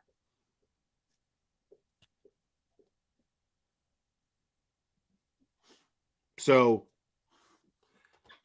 I mean, that's what this guy's doing right now. None of this helps Rudy. If law enforcement is actually conducting an investigation into these allegations, this guy is fucking that up. This guy's making it way easier for a defense attorney if charges are brought. This guy's not doing anybody any good except himself, gaining publicity. Sit there and told Grizzy and I both multiple lies. Multiple lies. And then get in the room with the detective and she starts singing a whole nother song. Rudy, in my opinion, his safety is in danger. Until he can be removed and placed with loving family or put in a facility where he can receive the type of mental health treatment and drug detox treatment that he needs. He needs that help. And what if he's not qualified for it though? What if he's not diagnosed with anything?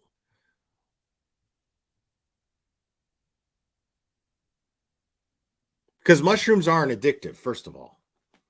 So there goes that. Because the only drug that you mentioned that Rudy was subjected to was mushrooms. That's not addictive. So a drug rehab for what? But you're also sitting here saying that he has these mental health issues and he needs to be placed in a facility, like an inpatient facility. You are not qualified to make that diagnosis. I don't believe that he is. I do not believe that this person can make that diagnosis based on simply listening to his story.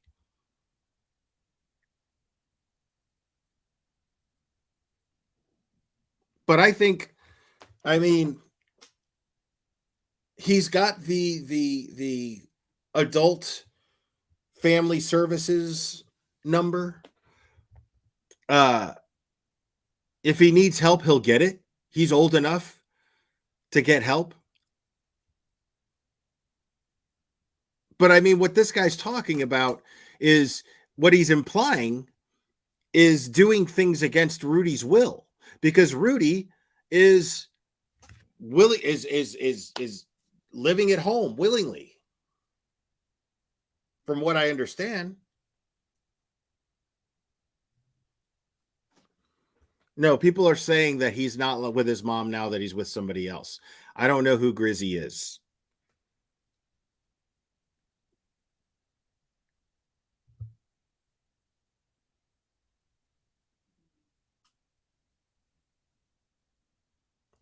Okay, he could be impaired, but what I'm saying is he's not qualified to diagnose whether or not somebody belongs in an in-treatment facility. He doesn't get to make that decision. Exactly, on Social Butterfly, until he's evaluated by professionals. And I hope that he does, but it's also his decision as an adult whether or not he wants to be evaluated by professionals. And right now, he's not getting that help. And what further angers me, for that cop to hear about all the drug abuse, and he ain't do nothing to get that boy no help. Should have called. I say, man, call the paramedics. Take this kid to the hospital. Look at him. And she told a big lie when we first got there. And I hate to put you on the spot, Grizzy, but if it wasn't for Grizzy, I would have never got involved. Thank you. Let me say that again. If it wasn't for Grizzy, that mother never would have called me. But she called me thinking I was going to help cover up with the lies she would tell and defend her. Man, let me tell you something. Everyone should be praying for Rudy and should be outraged with how this is being handled. That woman should be under the jail. I'm outraged as to what you're doing. I'm outraged as to, I mean, you're potentially costing this young man justice if he is a victim. I mean, and then you're giving shout outs. and I mean, again, this is only showing that it benefits you and you alone. This doesn't benefit Rudy.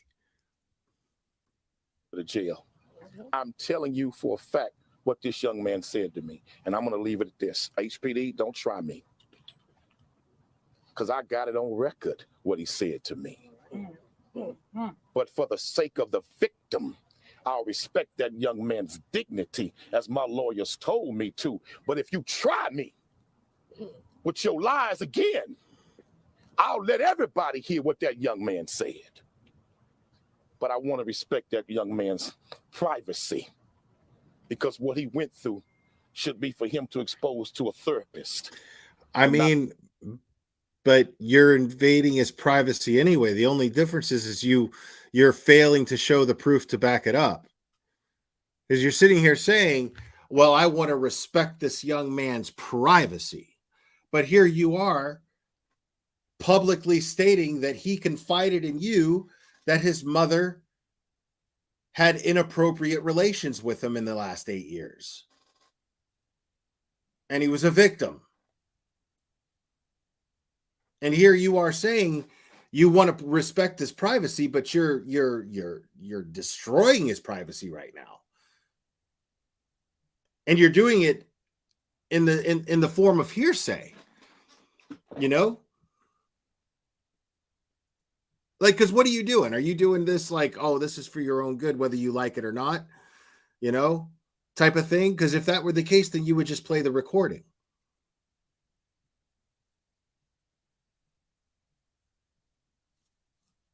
But it's, what do you mean? Try me. Why are you so combative with the Houston Police Department over this? Because that's what I don't understand. I mean, he's the one who's going to have to bring the charges.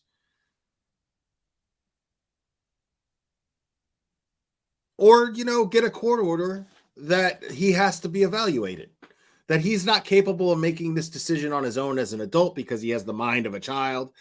But if that's the case, then get a court order and have him evaluated.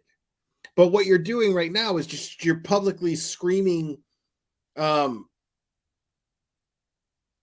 all this, you know, you're making these accusations and you're claiming that Rudy told you these things.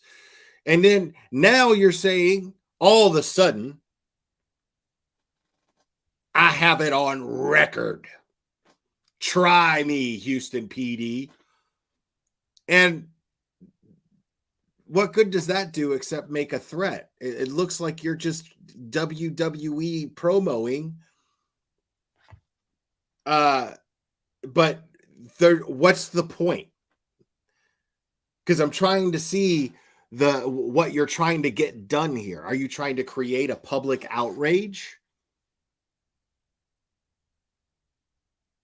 I mean, what is the motive of what this man is trying to do as far as helping Rudy goes? Because I'm not seeing anything that actually helps Rudy. I'm not seeing anything. I'm simply seeing this guy making shout outs to Grizzy and WWE style, you know, taunting the police. Bizarre. Not for me to share with the public, but I covered my bases. I'll take your questions. Why do you think HPD is lying? I think HPD is embarrassed that they encountered Rudy on several occasions and did not do their due diligence. I agree with when that. When they came to this address, I agree with had that. they done just some basic fundamental research, they would have seen that a child went missing from this address just years before. Child, though? When they encountered him on other occasions, they didn't do their due diligence. They let that boy keep going with his mother. When neighbors would call in, when family would call in and say, hey, look, we got this tip about Rudy, they never even followed through. And in fact, they have to tell the whole world now why, when Rudy was found, you waited 8 days. 8 days to question him. In fact, they wasn't going to even question Rudy. Let me be clear about that. They had decided that they were not going to question Rudy after the mother told them he's nonverbal. The mother told me and the detectives right in front of Grizzy, oh, he's nonverbal. He can't talk. And so I pulled up a chair and I sat down next to him, and he was holding his mother's leg and crouched all over. And she had covered him up with a blanket. And I said, little brother, can you look at me? And he raised his head up and he looked. He said, I know you. I said, you do? He said, I know you. You Mr. X. I said, wow, little brother, you speaking now. Am I lying, Grizzy? Nope. Then I said, well, young man, can I shake your hand? He put his hand out. He's shaking like this, like a leaf blowing in the wind. And I shook that young man's hand. I said, can you sit up and talk to me? And he looked at his mama. Then she said, no, he gonna have a panic attack. No, he gonna have a breakdown. I said, I think he'll be okay. I said, young fella, you'll be okay. mean, he said, there could be a case here of Munchausen by proxy. There could absolutely be a case of Munchausen by proxy here. I'm not going to completely dismiss that.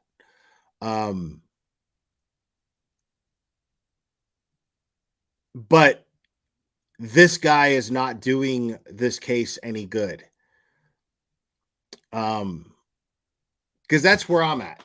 I just, let's just say for the sake of the benefit of the doubt, let's say this kid is a victim, right? I mean, we have to entertain that possibility that he's absolutely a victim. We would be shit people if we didn't do that. Now, entertaining that possibility,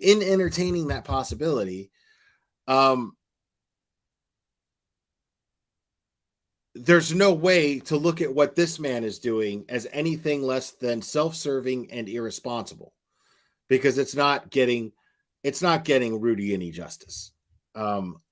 He's fucking up the credibility too.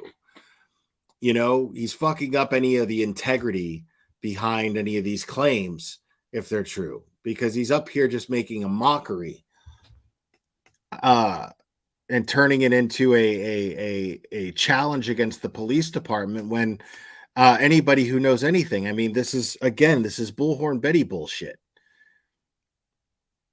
Demanding that the police make arrests without evidence. Demanding that the police make arrests only for this person without enough evidence to convict her to have her just walk free and can never be tried for the same thing again because of double jeopardy laws. So, Heels, I'm with you. I that's where I'm at logically. But let's just say, like I said, I mean, the severity, what people are saying, it merits some entertaining of the mind. You know, people are saying that he was groomed and conditioned. Victims of Munchausen by proxy, absolutely, for sure, that's a thing. Is it rare? Absolutely. It's extremely rare, but it's a possibility. It's an absolute possibility. So like I said, I'll give them the benefit of the doubt for now, you know, but you know, you can't expect law enforcement to just slap cuffs on somebody just because the kid said something. They gotta they take that statement and then they investigate. So I helped him up and we set him in a chair. Then his mama say, well, we need to leave because I think he's gonna have a panic attack. Then the detective said this, well, okay, call us when you think he's better. Call us when you think he's able to talk. And I said, well, wait a minute. I said, at first he was nonverbal, but he's talking right now. I said, give him a chance. The detective said, well, if it's okay with him. And I said, Rudy, would you mind? Yeah, see, I disagree with you there. I mean, I'm going to assume he's a man. You know what I mean? I'm not going to assume that he's a little kid with the mind, you know, he's a grown man. Absolutely. Age is absolutely a factor if abused. It doesn't mean that you're not abused if you're an adult. It doesn't mean that. What I'm saying, though, is just because, you know, he's a victim of abuse, it doesn't mean that he is still to be considered a child, you know? I mean, the law is the law. He's going to have to, he's responsible for himself after a certain age. You know, whether or not he's charged with being deceitful, that's another story. But whether or not he wants to press charges, or whether or not he wants to bring charges on his mom, or testify that she did anything, you know, that's his decision. As a young man, that is his decision. He is not a baby.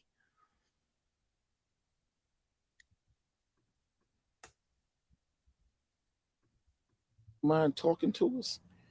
He said, yeah. He said, but I said, okay, just ask Grizzly. I said, okay, talk to the detective. I got up to walk out. Rudy grabbed my hand and said, no, I want him to stay.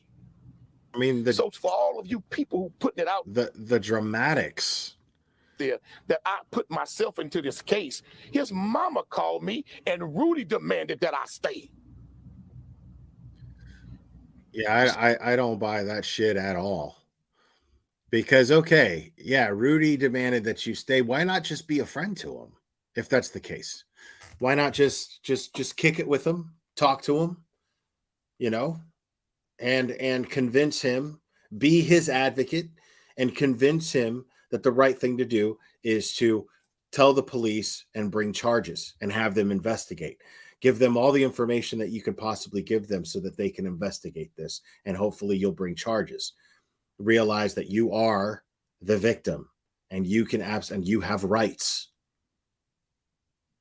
But him yelling and screaming in public doesn't do anything. It doesn't get Rudy to talk to the cops any easier. I mean, yeah, you gotta use your eyes, folks. You gotta use your eyes. This dude is saying all kinds of stuff, but the question is, should he be saying all these things? Should he be so public? Who benefits from him being this public is what you need to ask yourself. And so I said, okay. I sat down next to him. And we asked the mother to leave. She didn't want to leave. We said, ma'am, it's important that you leave so we can see if he'll talk. He might open up. So she said, okay. She left. We started talking to him. She came back 3 minutes later, bamming on the door. We opened the door. She said, is he having a panic attack? We said, no, he's fine. Look at him. That's happening live here in Houston. Of course, we wanted to bring that to you right here on Live Now from Fox. I mean,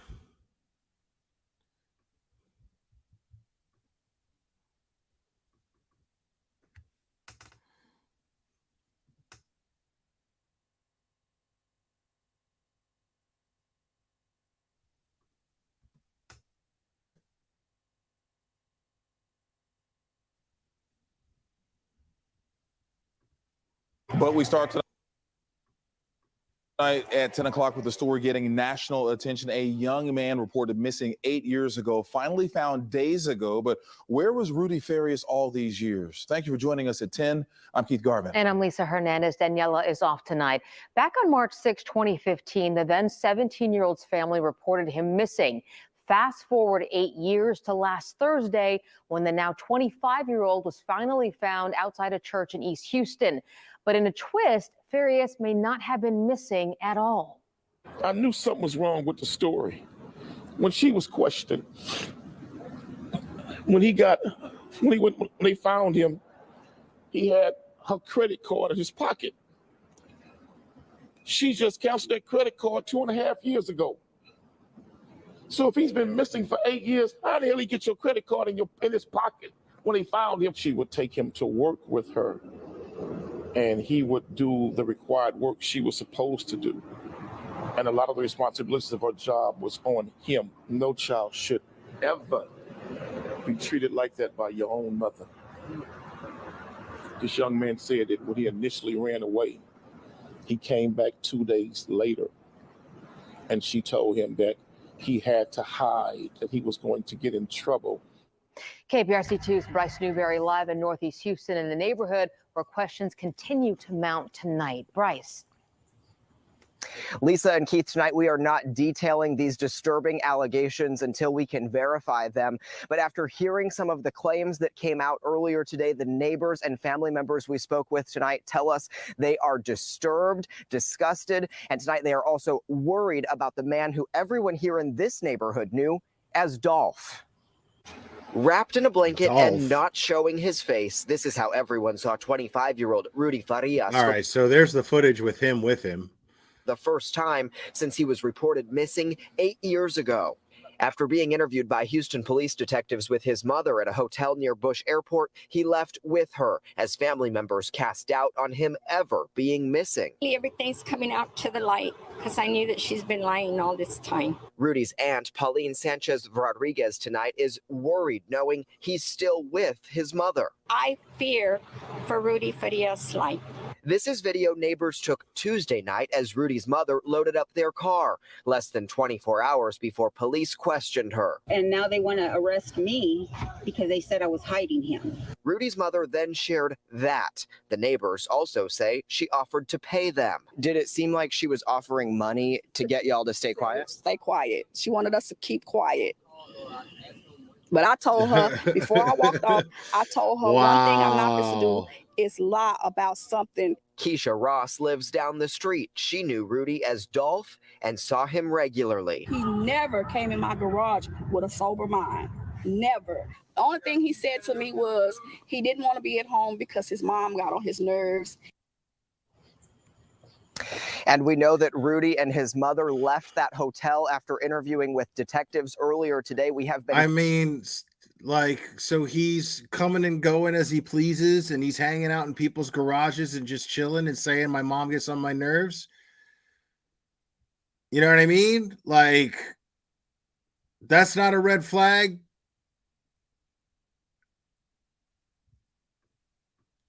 Been here in their neighborhood all evening so far tonight. No sign of them, but we are expecting an update from Houston police on this case tomorrow, a full week after Rudy Farias was found. We're live in Northeast Houston. I'm Bryce Newberry, KPRC 2 News. All right, Bryce, with the latest on a disturbing story. Bryce, thank you. That's absolutely a disturbing story. I mean,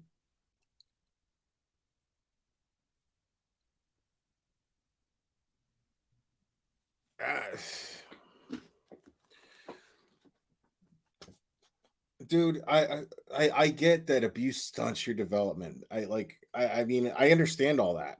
I'm just questioning whether or not this kid was actually abused. I mean, I don't know. I mean, that's some real powerful footage. You know what I mean? When the guy who's just sucking up all the press walks out with the kid, but he's got a blanket over his head and hiding, and he looks like he just came out of a mental hospital.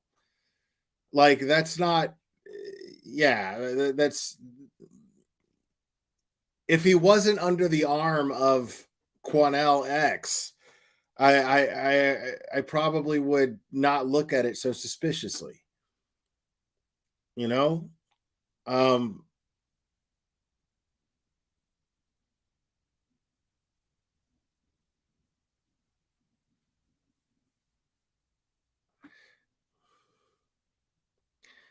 Yeah, the problem with all of this is the Quanell X guy. That guy is the problem. Okay? Because law enforcement should be conducting an investigation. I mean, with claims like that, but the problem also is what you also have to understand is in most states, there's a statute of limitations on child abuse. So if he was abused, he could only have been really abused as a child. You know what I mean? Like, unless that there's some reason. I mean, I don't know, man. Like, well, I mean, I guess depending on the circumstances, his mom could have abused him as an adult, but how?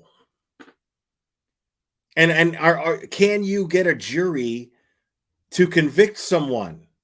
Because that's what the DA is going to base everything on. It's not the cops. The cops aren't the ones with the problem. The cops aren't the ones that are saying we're not doing jack shit.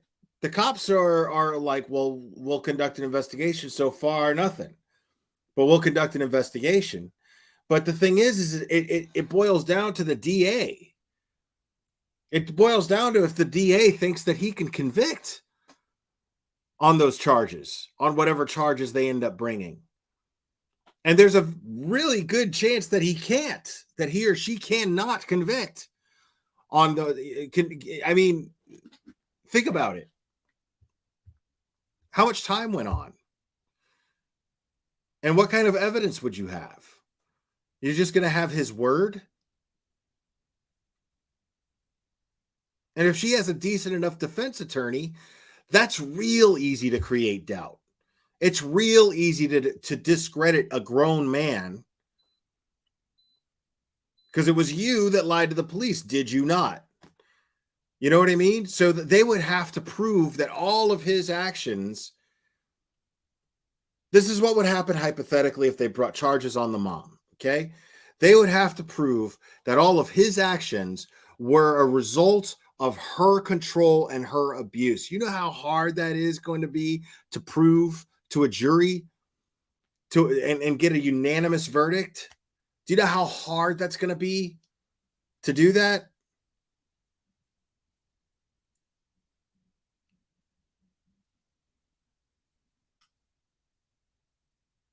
Yeah, the fraud, that's another story. Because that's the motive, right? I mean, supposedly she was just like making a shit ton of money off the illusion that her son was missing. But yeah, I mean, he's an adult. Like, what if he is a manipulative little shit? Nobody wants to consider that possibility. What if he's a manipulative little shit and he decided, shit, now we're both in trouble. I'm going to throw my mom under the bus. I'm going to fucking save my own ass here because I'm an adult. I could go to jail. So fuck that. It was all her idea. She made me do it. I mean, what if he's a little fucking asshole?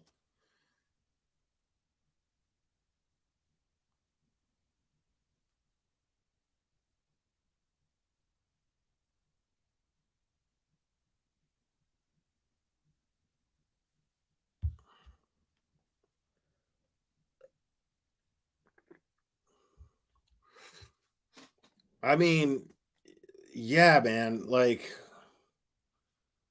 and what's funny is I don't think the DA gives enough of a fuck about it. You know what I mean?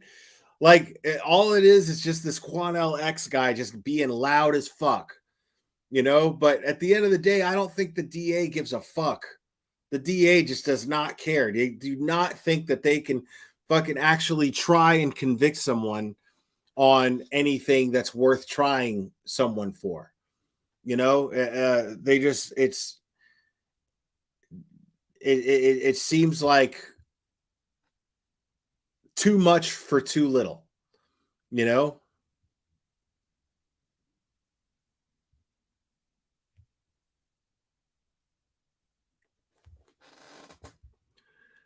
Well, Marty, see, I can't with that logic. No one wants to think the story up, fucking asshole or not. No, somebody did think it up. So by definition, that would kind of make them an asshole, wouldn't it? Because somebody did think it up, did they not? Or else we wouldn't be here talking about it, would we? Someone did think it up.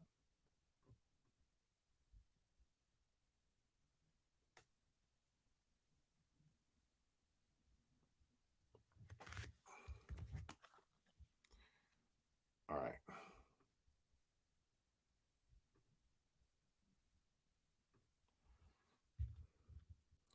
Y'all can call in if you want.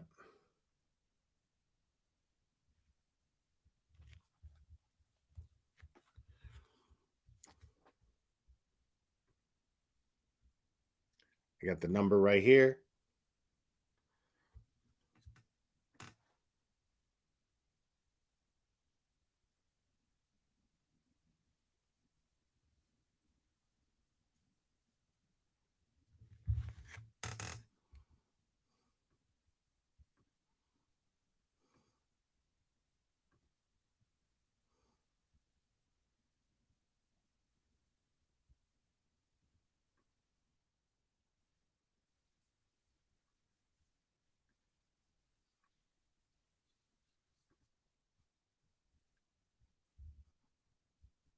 X claimed Rudy's mother kept him drugged and sexually abused him.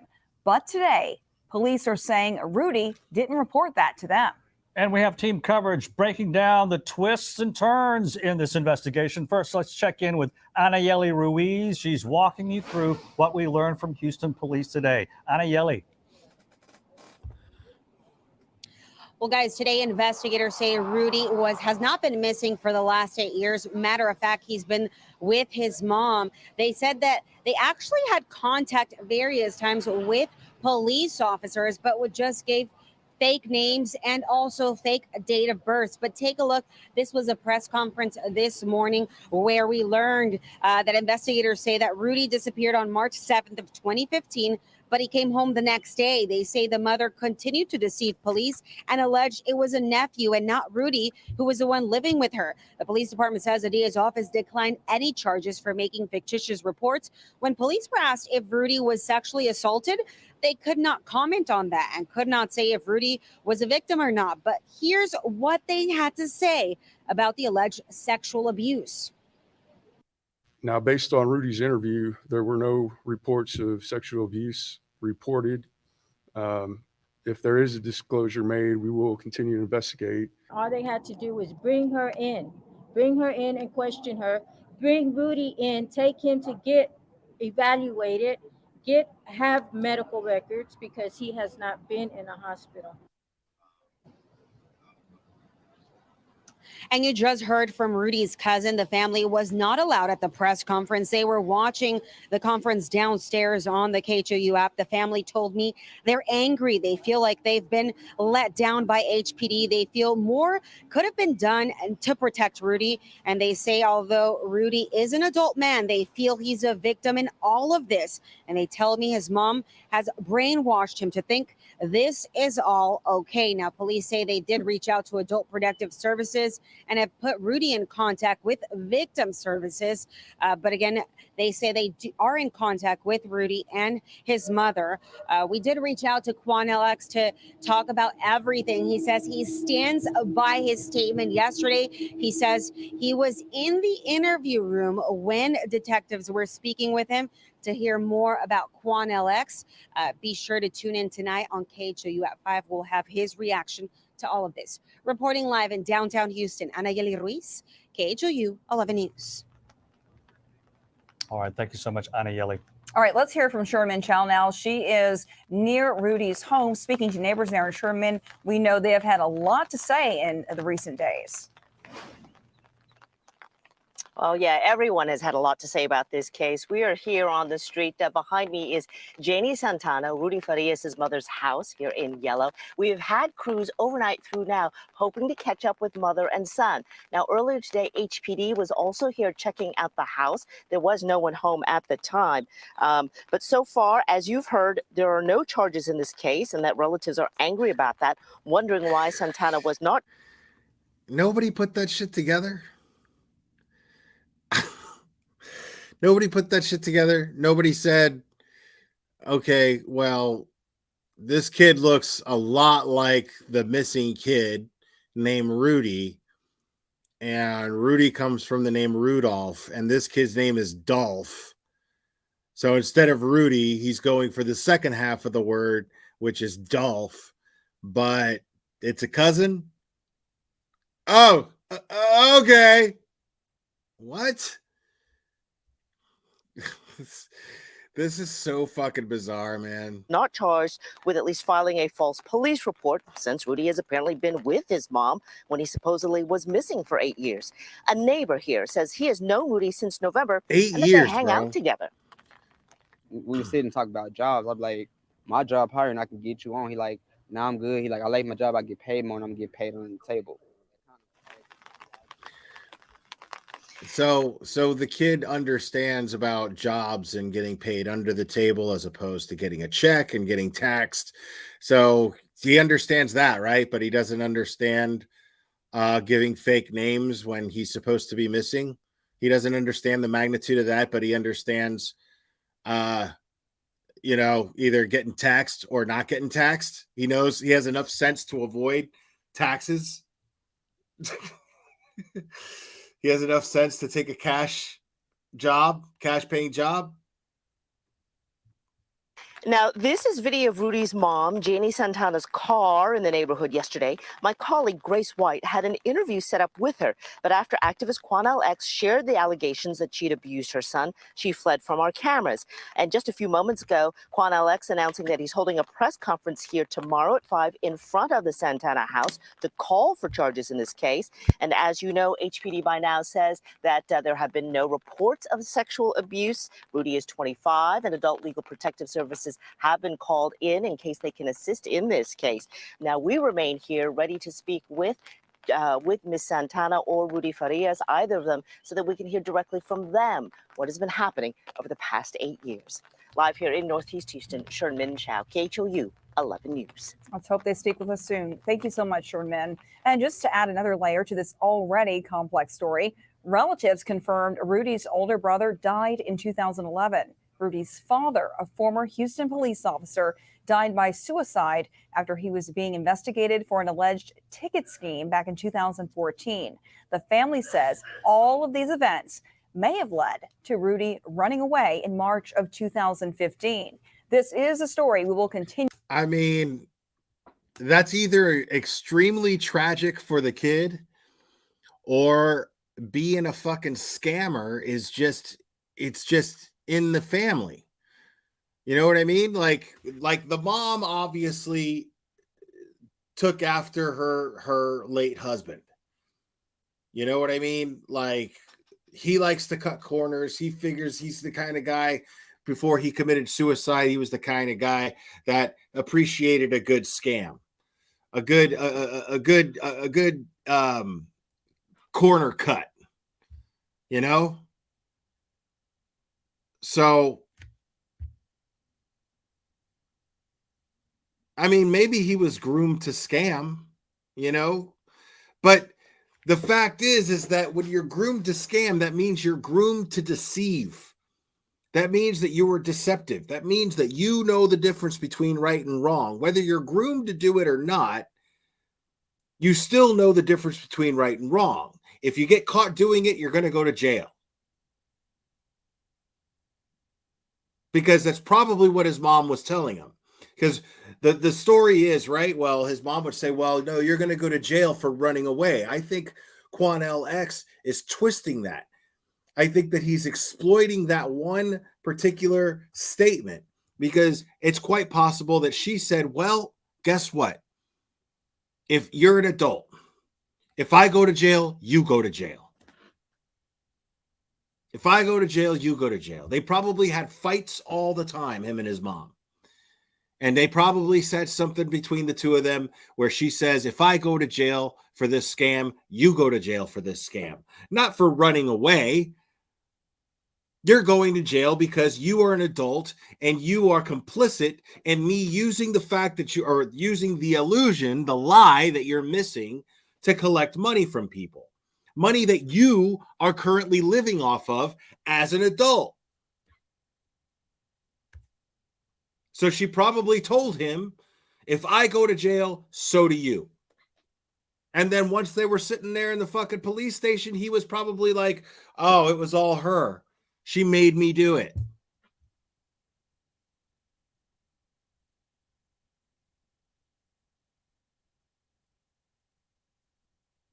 What?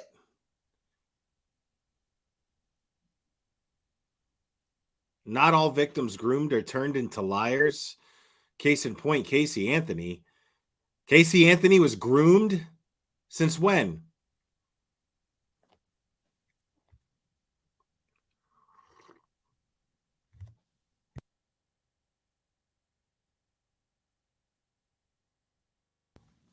Right. I mean, we're talking about once this guy ends up going to fuck. I mean, what was he doing passed out in front of a church?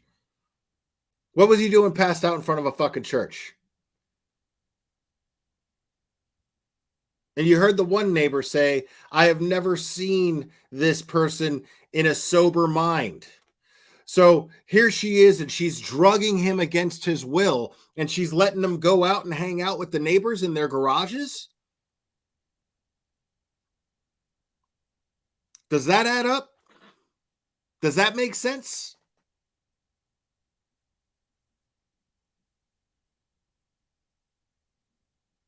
The bottom line is everything points towards this kid being just as complicit as his mother. I'm not saying that's exactly the case. I'm saying it just fucking looks that way. Everything that we're seeing, it looks that way. Tell me it doesn't.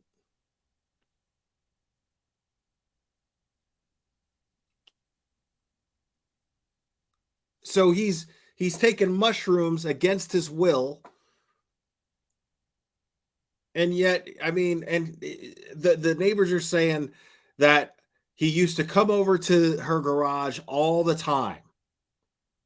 And she never saw him with a sober mind.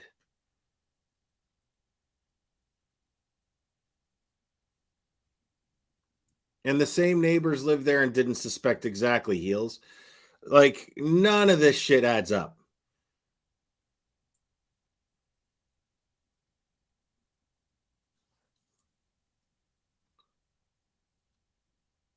So he's but mom is forcing drugs on him and holding him prisoner, and making him get high against his will. So she's making him get high against his will, and she's going, go hang out with the fucking neighbors or something. You know? There's no fucking way. There's no way.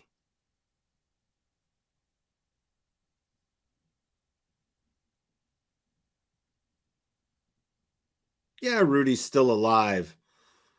Rudy's fine.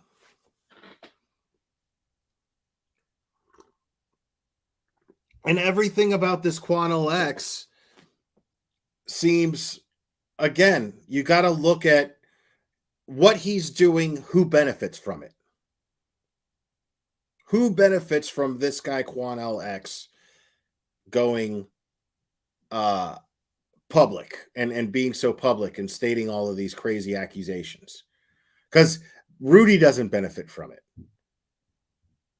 Even though he's doing it under the guise that it benefits Rudy, but it doesn't benefit Rudy. Because the DA is the one that has to make the case. Right? And here he is targeting the police department. He's targeting the Houston Police Department. Why? Because it sounds better on camera. It looks better in front of cameras and sounds better. Challenging the police. Try me, Houston PD. It looks good for cameras. That's all. But it doesn't put any more pressure on them to get an investigation going into Rudy's alleged claims.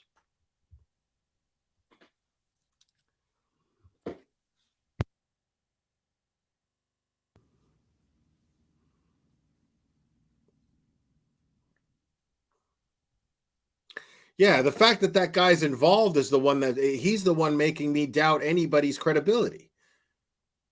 He's the one making me doubt anybody, is because just he slapped onto it, and he seems shady as hell. Totally self-serving.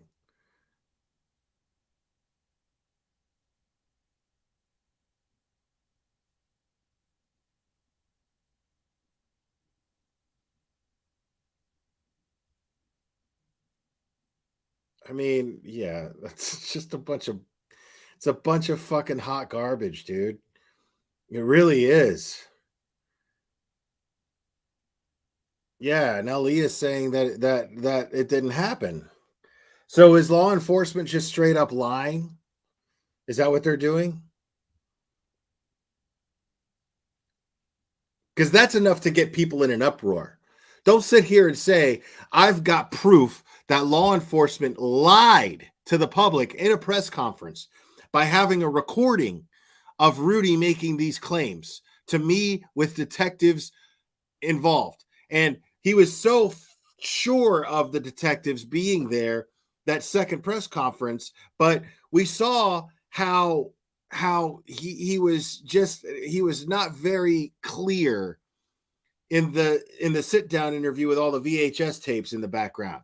He was sitting there saying, oh yeah, the detectives were present. I had the door cracked. That's literally what he said. I had the door cracked, which implies that he was speaking to Rudy on his own, and he assumed that since the detectives were outside the door and he had the door cracked, that they could hear it and they were present. He calls that being present. And then later on states that they were absolutely present, that he made the statement to him and other detectives. And then he makes the statement saying that he recorded it.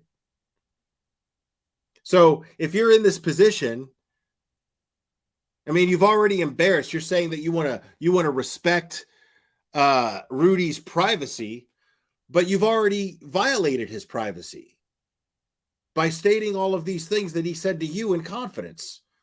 And here you are going in front of every single news camera that you can, stating that he was sexually abused, that he was drugged, blah blah blah blah blah blah blah, all these other things. But now you're saying that you recorded it. Well, now you're in a position. I mean, you've already stated you're not violating the kid's privacy in any way, shape, or form at this point by playing the recording, since you supposedly have law enforcement lying. I mean, here you are, you're trying to make law enforcement look bad, right? You're trying to discredit law enforcement. It's an easy fix.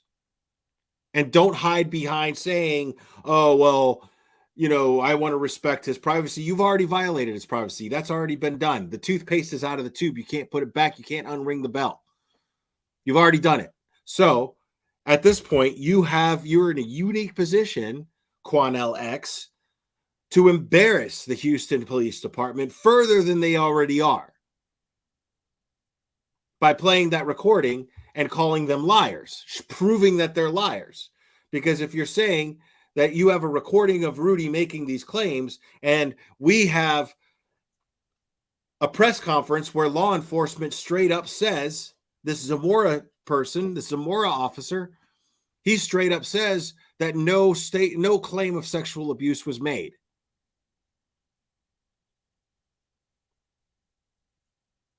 So which is it? You know what I mean? Like, there's really no reason why he would not actually play that recording, why he would not post it on social media. There's no reason why he would not do that. Even if you have to redact it some, there's no reason why you would not do that. That's why I'm calling this Quanell X person a fucking liar.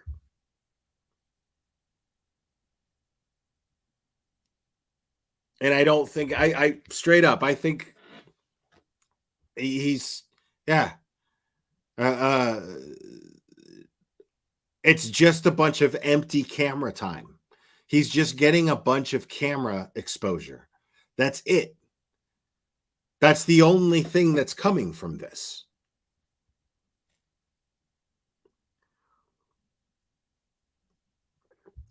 That's a good point, Bridget Mansui. I don't know how to say your last name. Since when did the police interview someone, an adult who is possibly a victim, with someone else in the room? Now, according to Quan LX, he claimed that Rudy reached for his hand as he was walking out and said, "Stay with me, Quan LX. Stay with me while the police interview me."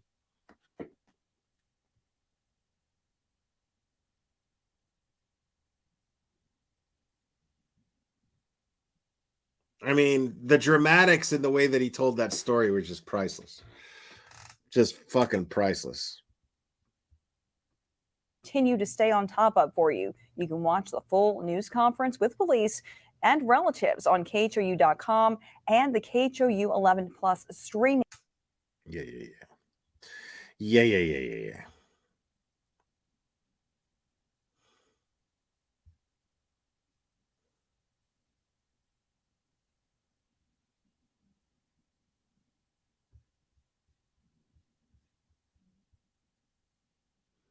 I mean, there's so much press on this.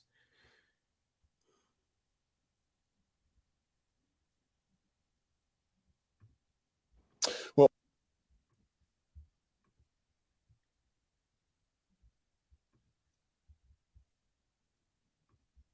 more twists and turns tonight in the case of Rudy Farias. Houston police now say he may not have been missing these last 8 years. Thank you for joining us. At 10, I'm Keith Garvin. Good evening. I'm Daniela Guzman. Well, today, Houston police discussed this case for the first time and also announced no charges against Rudy's mother.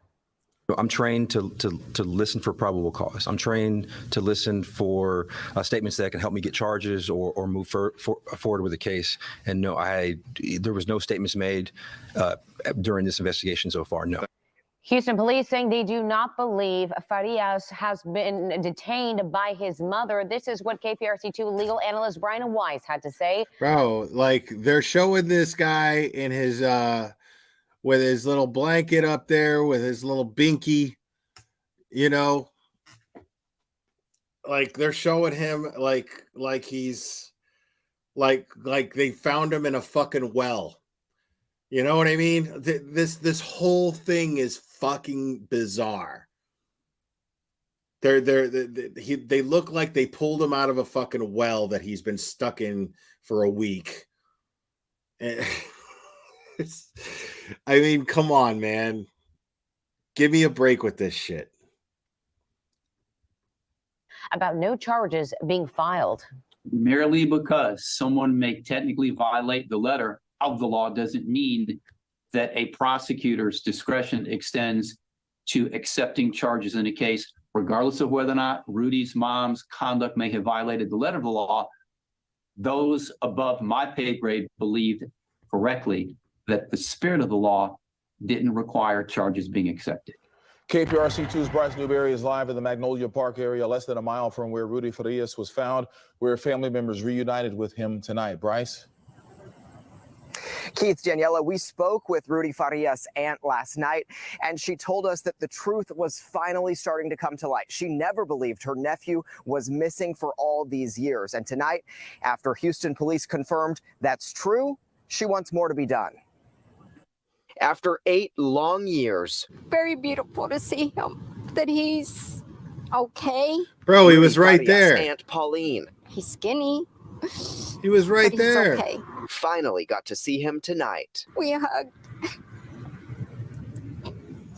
until I finally let go. The 25-year-old, reported missing at age 17, showed up outside this Magnolia Park church a week ago. But Houston police say he wasn't actually missing all this time. Rudy returned home the following day on March 8th, 2015. They followed up on tips, but say his mother deceived police, insisting friends and family were seeing her nephew, not her son. Both Janie, Rudy's mother, and Rudy himself gave fictitious names while interacting with various patrol officers. Rudy is now staying with family friends. Look at him, His aunt bro. says he needs time to focus on getting. They found him in a well. Look at him. Thank, thank God they're keeping him warm. They pulled him out of 10 feet of ice, and they're finally keeping him warm.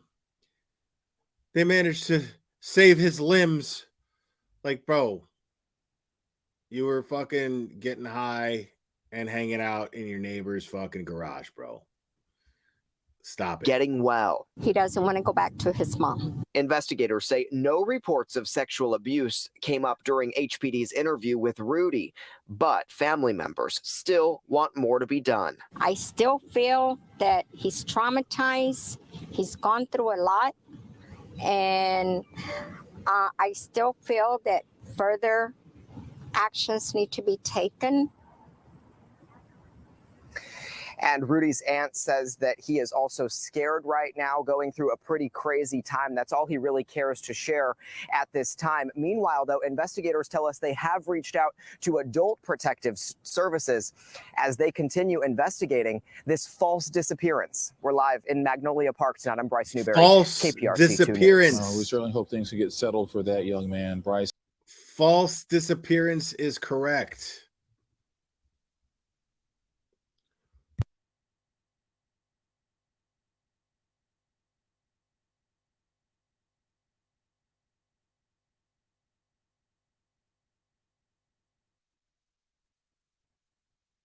Those answers to their questions and others will be answered tomorrow. They'll be presented tomorrow by HPD investigators with this case at HPD's headquarters. Now, tonight we are hearing from neighbors who say that they saw Rudy Farias just last night after he was found alive again last week. Corley Peel is live right now outside of the mother's home. It's located on Valley Lake Drive, where neighbors say they also spoke with his mother.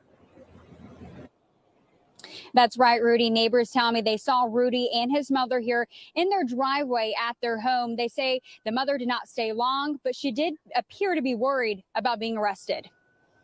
From a distance, neighbors took video of Rudy Farias' mother loading up a car in her driveway Tuesday night. When he first went missing, he didn't report it to the police, and they're trying to say that he might have done some crimes, which he didn't, and now they want to arrest me because they said I was hiding him. Her 25-year-old son vanished 8 years ago at age 17. It's just we've always in our hearts knew that he wasn't really missing. During those 8 years, his cousin Cassandra Bro, Lopez.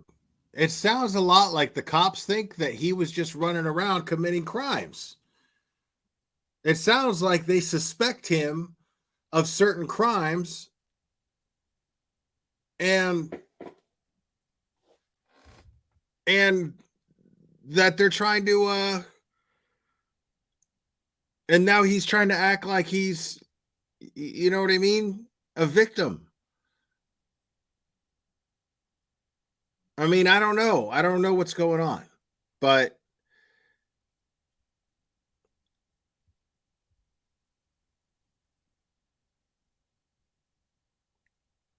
see, the question is whether or not he's a victim, though.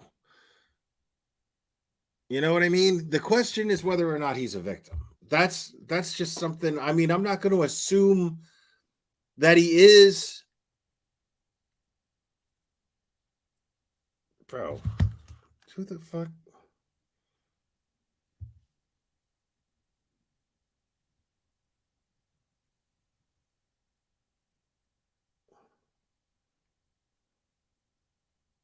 Get your ass out of here.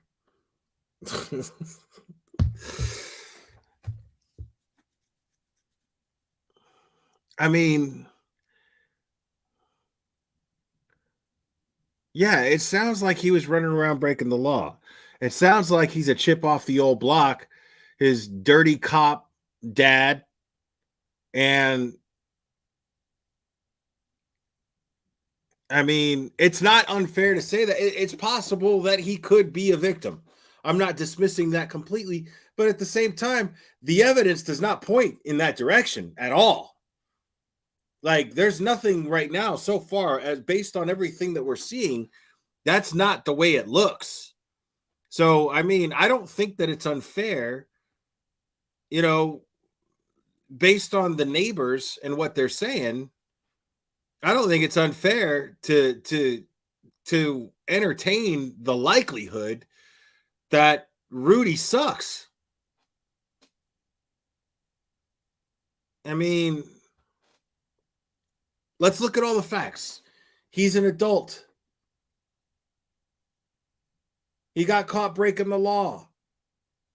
He was able to come and go as he pleased. I mean, he's 25 years old now. This all started when he was 17. When I was 17, I knew the difference between being missing and not being missing. And I'm not buying this, he has the mind of a child kind of thing, because based on the conversations that these people are saying that they had, all of the neighbors, they're saying that he would show up to their garage and want to hang out in their garage while he was not of a sober mind. Right? So here he is fucked up on drugs, but he's claiming, well, this Quanell X guy is claiming that he allegedly told him that his mom forced the drugs on him. His mom made him take drugs as a form of abuse. But she's just going to let him run around the neighborhood? And I mean regularly. You know what I mean? Regularly, people. Not just one time the neighbor was like, holy shit, that's suspicious? No, this is a woman who's saying that this kid would fucking go to her house all the time. And he was always fucked up.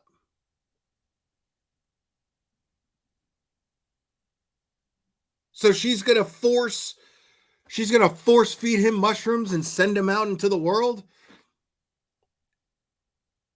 while holding him against his will? What? Come on, dude. And he had a gun? I don't know if he had a gun. People are saying he had a gun. I don't know if he had a gun. But if he had a gun, right there, that changes everything. Right there, that's where my opinion is solidified. If it turns out dude had a gun, I'm going to be like, this motherfucker was not being held against his will. And he's going to turn down a job. Somebody was like, yo, I'll hook you up with a job where I work. One of his neighbors, one of his friends, I'll hook you up with a job where I work. And he was like, nah, I got something else lined up that's under the table because suckers pay taxes. But he doesn't know that it's wrong to lie about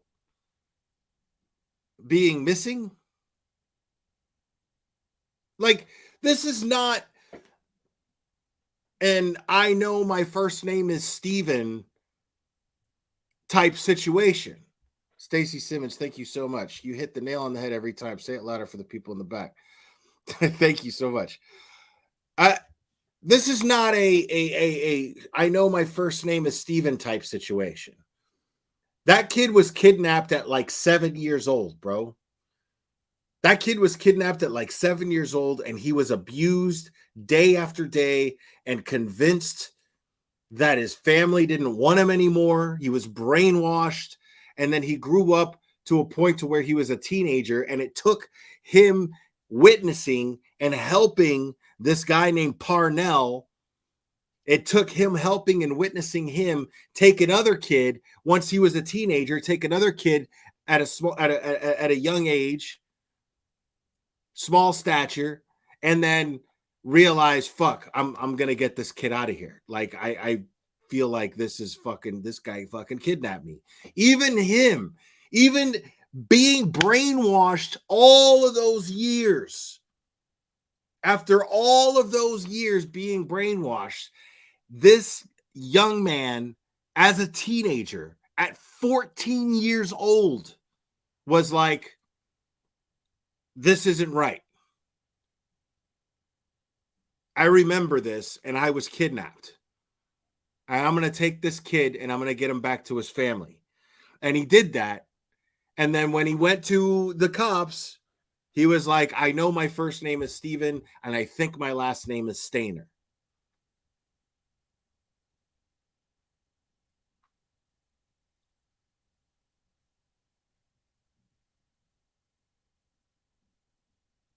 I mean,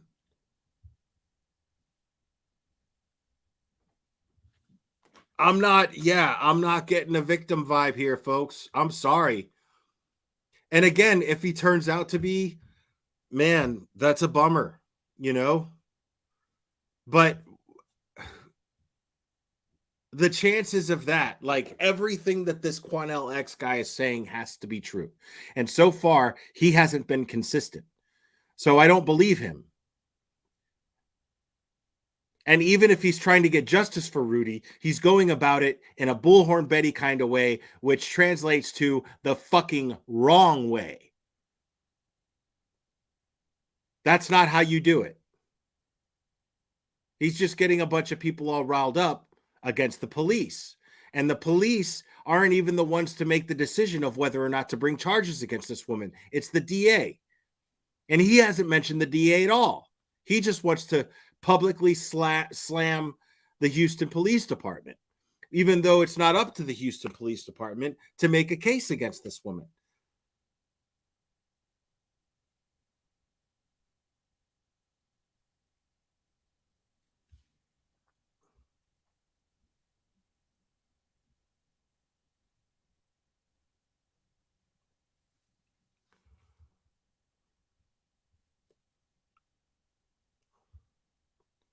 Yeah, we'll go into a deep dive on Quanell probably tomorrow, because now I'm invested. See, I see. This is why I love my community, man. I fucking love it, because I can come up here and just be like, what the fuck is everybody talking about?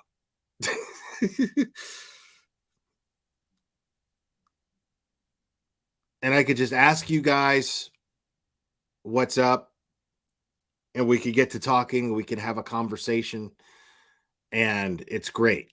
And here I went live, and I educated myself pretty well on this case with you guys, and you guys were extremely helpful with that. So I'm very, very grateful to you guys for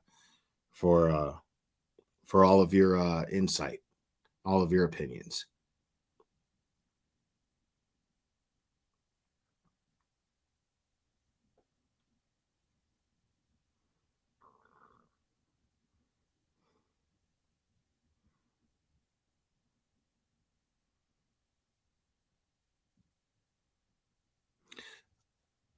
Oh, yeah, I will do that, Dietz. Thank you. I will absolutely do that. And make sure you guys subscribe to Dietz on the Streets as well, and Heels in the Air as well. Yo, I don't even know why Heels is like even talking to us. Supposedly Heels has a fucking yacht. Supposedly Heels is fucking rolling in the dough, bro. Like, I don't know why you're up here in this chat hanging out with us common folk when you're fucking like YouTube fucking you're just swimming in YouTube money like fucking what's his face? Scrooge McDuck, just fucking taking a dive into the gold coins. I love it.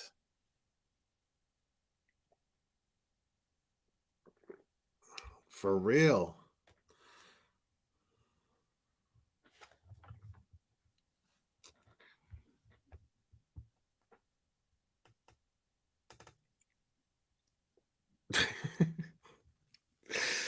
That shit was so funny, dude. I was like, what? It's like, what the fuck is this person talking about, bro?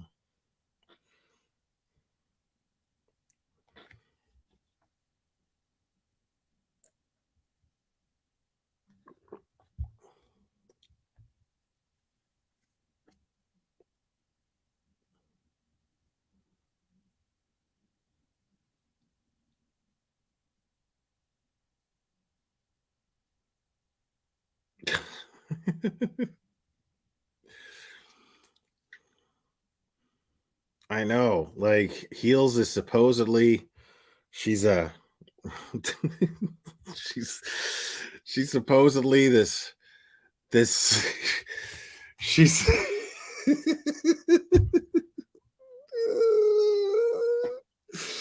apparently Heels is like a fucking is fucking survivor of the fucking Titanic, and there's a drawing of her somewhere of the heart of the ocean around her neck. And apparently Heels is like 900 years old and fucking dirt fucking rich. Not dirt rich, fucking filthy rich.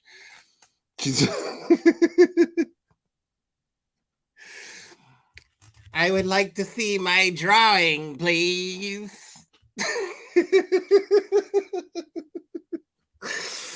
The shit people talk on this platform just blows my fucking mind, bro. I'm just like, dude, really? Like, you spent a whole life talking about like how old you think somebody is and how much money they got. You spent a whole life talking about that shit. It kills me, dude. This fucking community kills me sometimes, bro.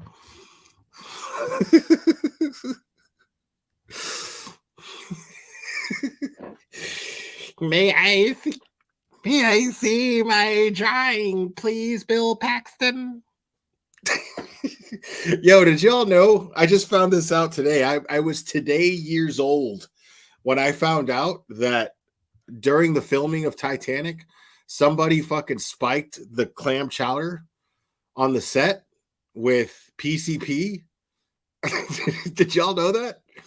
Like, literally, like, everybody fucking ate the shit. James Cameron ate the shit. Bill Paxton ate the shit. He had 2 bowls of it. I didn't even, I never knew about that. I've seen that movie so many times. Yeah, no, that's a fucking fact. I just watched an old interview with Bill Paxton on Larry King, and he was talking about it. He was like, yeah, he was like, well, he's like, yeah, I was talking with Jim about this and that. And then, you know, I asked him if he was going to eat on the boat or if he was going to eat like, from the truck or whatever. And he said, yeah. And then we went over there, and then next thing I know, like, there was like ambulances and there was people like doing the conga, and then there was people like freaking out, and there was and he was like and then the paramedics came up to me and was like, did you have the clam chowder? And he was like, yeah, I had 2 bowls of it. And then they were like, and then he just told James Cameron, he was like, all right, listen, I'm just gonna go back to my my quarters and drink a case of beer. And he drank a case of beer. Like, I've never done PCP. I don't even know what it does. I saw somebody on it once. And I didn't even know that person. Like, I was in San Diego and I was piercing in this tattoo shop there. And we were just hanging outside smoking a cigarette, me and one of the artists. And then there was this guy that was just like stomping on the ground, like about 10 feet down from us. And he was just stomping on the ground. And I was like, what the fuck's that guy doing? And he was like, oh, he's like, that guy's on dust, man. And apparently that's a big thing in California, in Southern California. And I was like, he was like, yeah. He's like, that guy's on dust, obviously. And I was like, oh, okay, excuse me, obviously. Lopez says she called 911 in 2018 after family members saw Farias at his mother's home. She says their grandmother told her she spoke with Rudy often. And how did those conversations go when she would talk about Rudy? She would just say, I saw Rudy, you know, he came to check on me, and, you know, we just said hello and have their little conversation. She never went into detail, but she would say she saw him. HPD says officers responded but didn't find him. Neighbors tell me Farias has been living with his mother this entire time, but they know him by the name Dolph. Did you ever notice anything suspicious over there? No, like when he talked to us, he doesn't like say too much on who he really is. We just know that he lives down here with his mom. He goes to work with her like around 6 p.m. to like maybe 7 or 8 in the morning. and So she was just like, yeah, we don't know much about him, and then just laid out his entire fucking schedule. he just been freely walking down the streets. Neighbors shared this text message appearing to show And notice she said his mom, not his aunt. Like, she was claiming it was his nephew, but did she know that it was his mom? Like, conversation between Farias' mother. Let's see. Hi, Rocky. Can you give me a call back, please? It's Dolph's mom. Thank you. Okay. And the neighbor, where she identifies herself as Dolph's mom. Lopez hopes Farias is safe enough to tell his story. I mean, his half of his life is almost, or a quarter of his life's already been taken away from him. You know, that's just not right. He didn't deserve that. Nobody deserves that. She says it's only a matter of time Right, before Heels. the truth comes out. Exactly, Heels.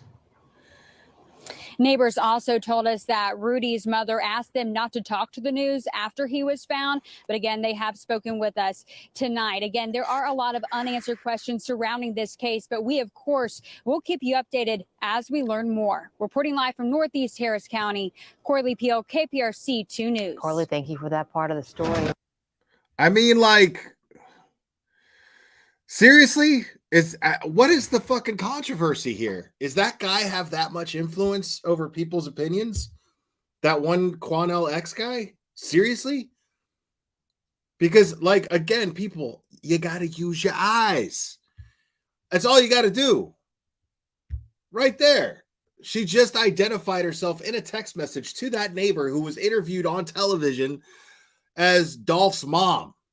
Dolph being the second half of the word Rudolph. Rudy being the first half. Like, nobody put that together. Nobody knew that in their neighborhood there was a missing kid, that a kid went missing 8 years ago. That's not the talk of the neighborhood. If there's anything that's going to be the talk of a neighborhood, it's going to be that there was a house where there was a kid that went missing from. Guaranteed. And yet nobody put this shit together.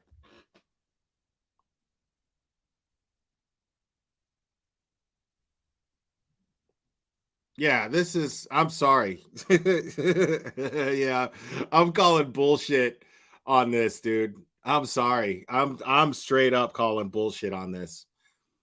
Like, this is one of those rare cases where I'm not going to assume that Rudy is a victim here. There's just not enough. There's not enough that tells me that he is. There's too much that tells me that he's not.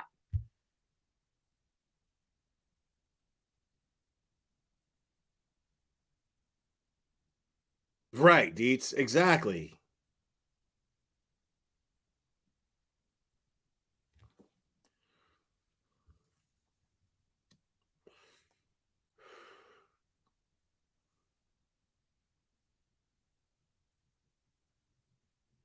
Still word gets around about that, man.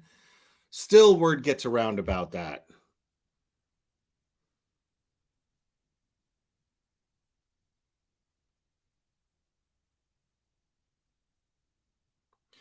I mean, that's fair, to just say, I'm only going to say I'm confused. I mean, we don't have all the facts. I'm just saying that what I'm seeing leads me more to believe that this is just all bullshit than anything else.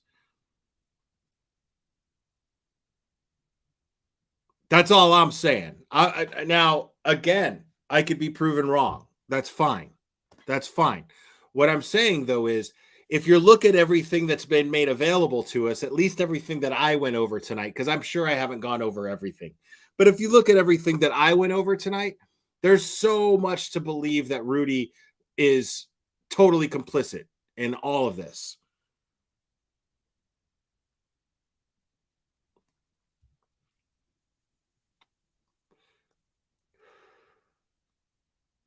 Exactly, Deets. I'd like to hear more about the why as well. That's what I'm saying, is when you look at all of the facts and you look at law enforcement even going, no, bro. Like, straight up, they're just standing there. The cops are standing there during this press conference, during these press conferences, and just being like, no, dude. No. We don't have any reason to believe that there was any abuse going on. We have reason to believe that he was lying. He lied. She lied. Simple. You know what I mean? And the bottom line is, let's say the mom gets charged. She goes to court. She has a decent defense attorney. That defense attorney is easily going to create doubt. There's no jury that's going to convict her at least based on the stuff that we're seeing right now. Based on that, there's no fucking way that a jury is going to convict her. Not of abuse and not of holding him against his will. Not of that. There's no way. Now, she could get convicted on lying to the police, but there's just nothing telling us that this is like a fucking what do you call it? Munchausen by proxy type situation. Because it sounds to me like that people have just gotten to this point where they're like, the easy explanation, the safe way to go to back up their theory of him being a victim is, well, when you're an abuse victim, you know, you don't have any control over what's going on. When you're an abuse victim, you're exactly that, and you're being controlled, and you've been groomed and brainwashed, blah, blah, blah, blah, blah. So that's just a very easy and safe way to basically, you know, make this image of Rudy with a blanket wrapped up in a blanket like they just fucking dug him out of an icy well. You know what I mean? Like it's real easy to sell that image that way. It's real easy to make that image look like he's this defenseless little man child. And again, maybe he is, but I'm just not seeing it so far. I'm just not seeing it right now.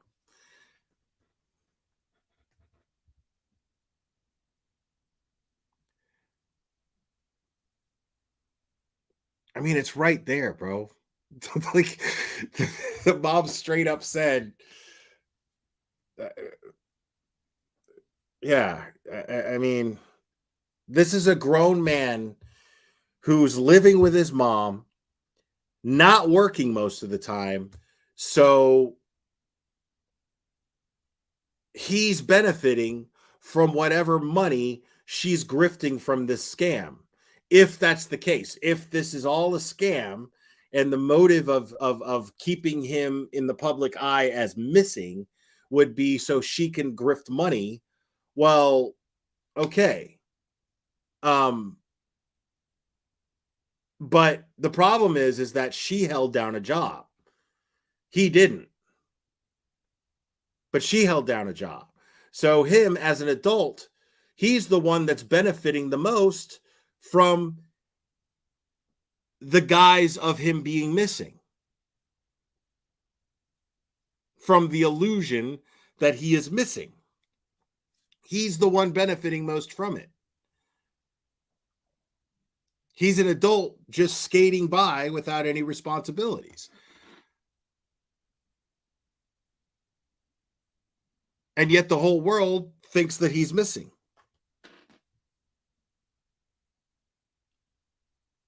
So that's what I'm saying. It's a bad look, because if he is a victim, well, then it's going to be real hard to prove that to a jury. It's going to be real hard, because what's going to end up happening is her defense attorney is going to just throw him under the bus. They're going to destroy him. They're going to discredit him to pieces.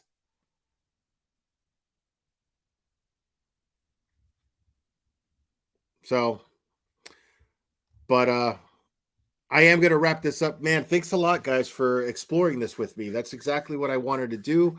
And I'm really glad that I did that. I love doing this shit with you guys, man.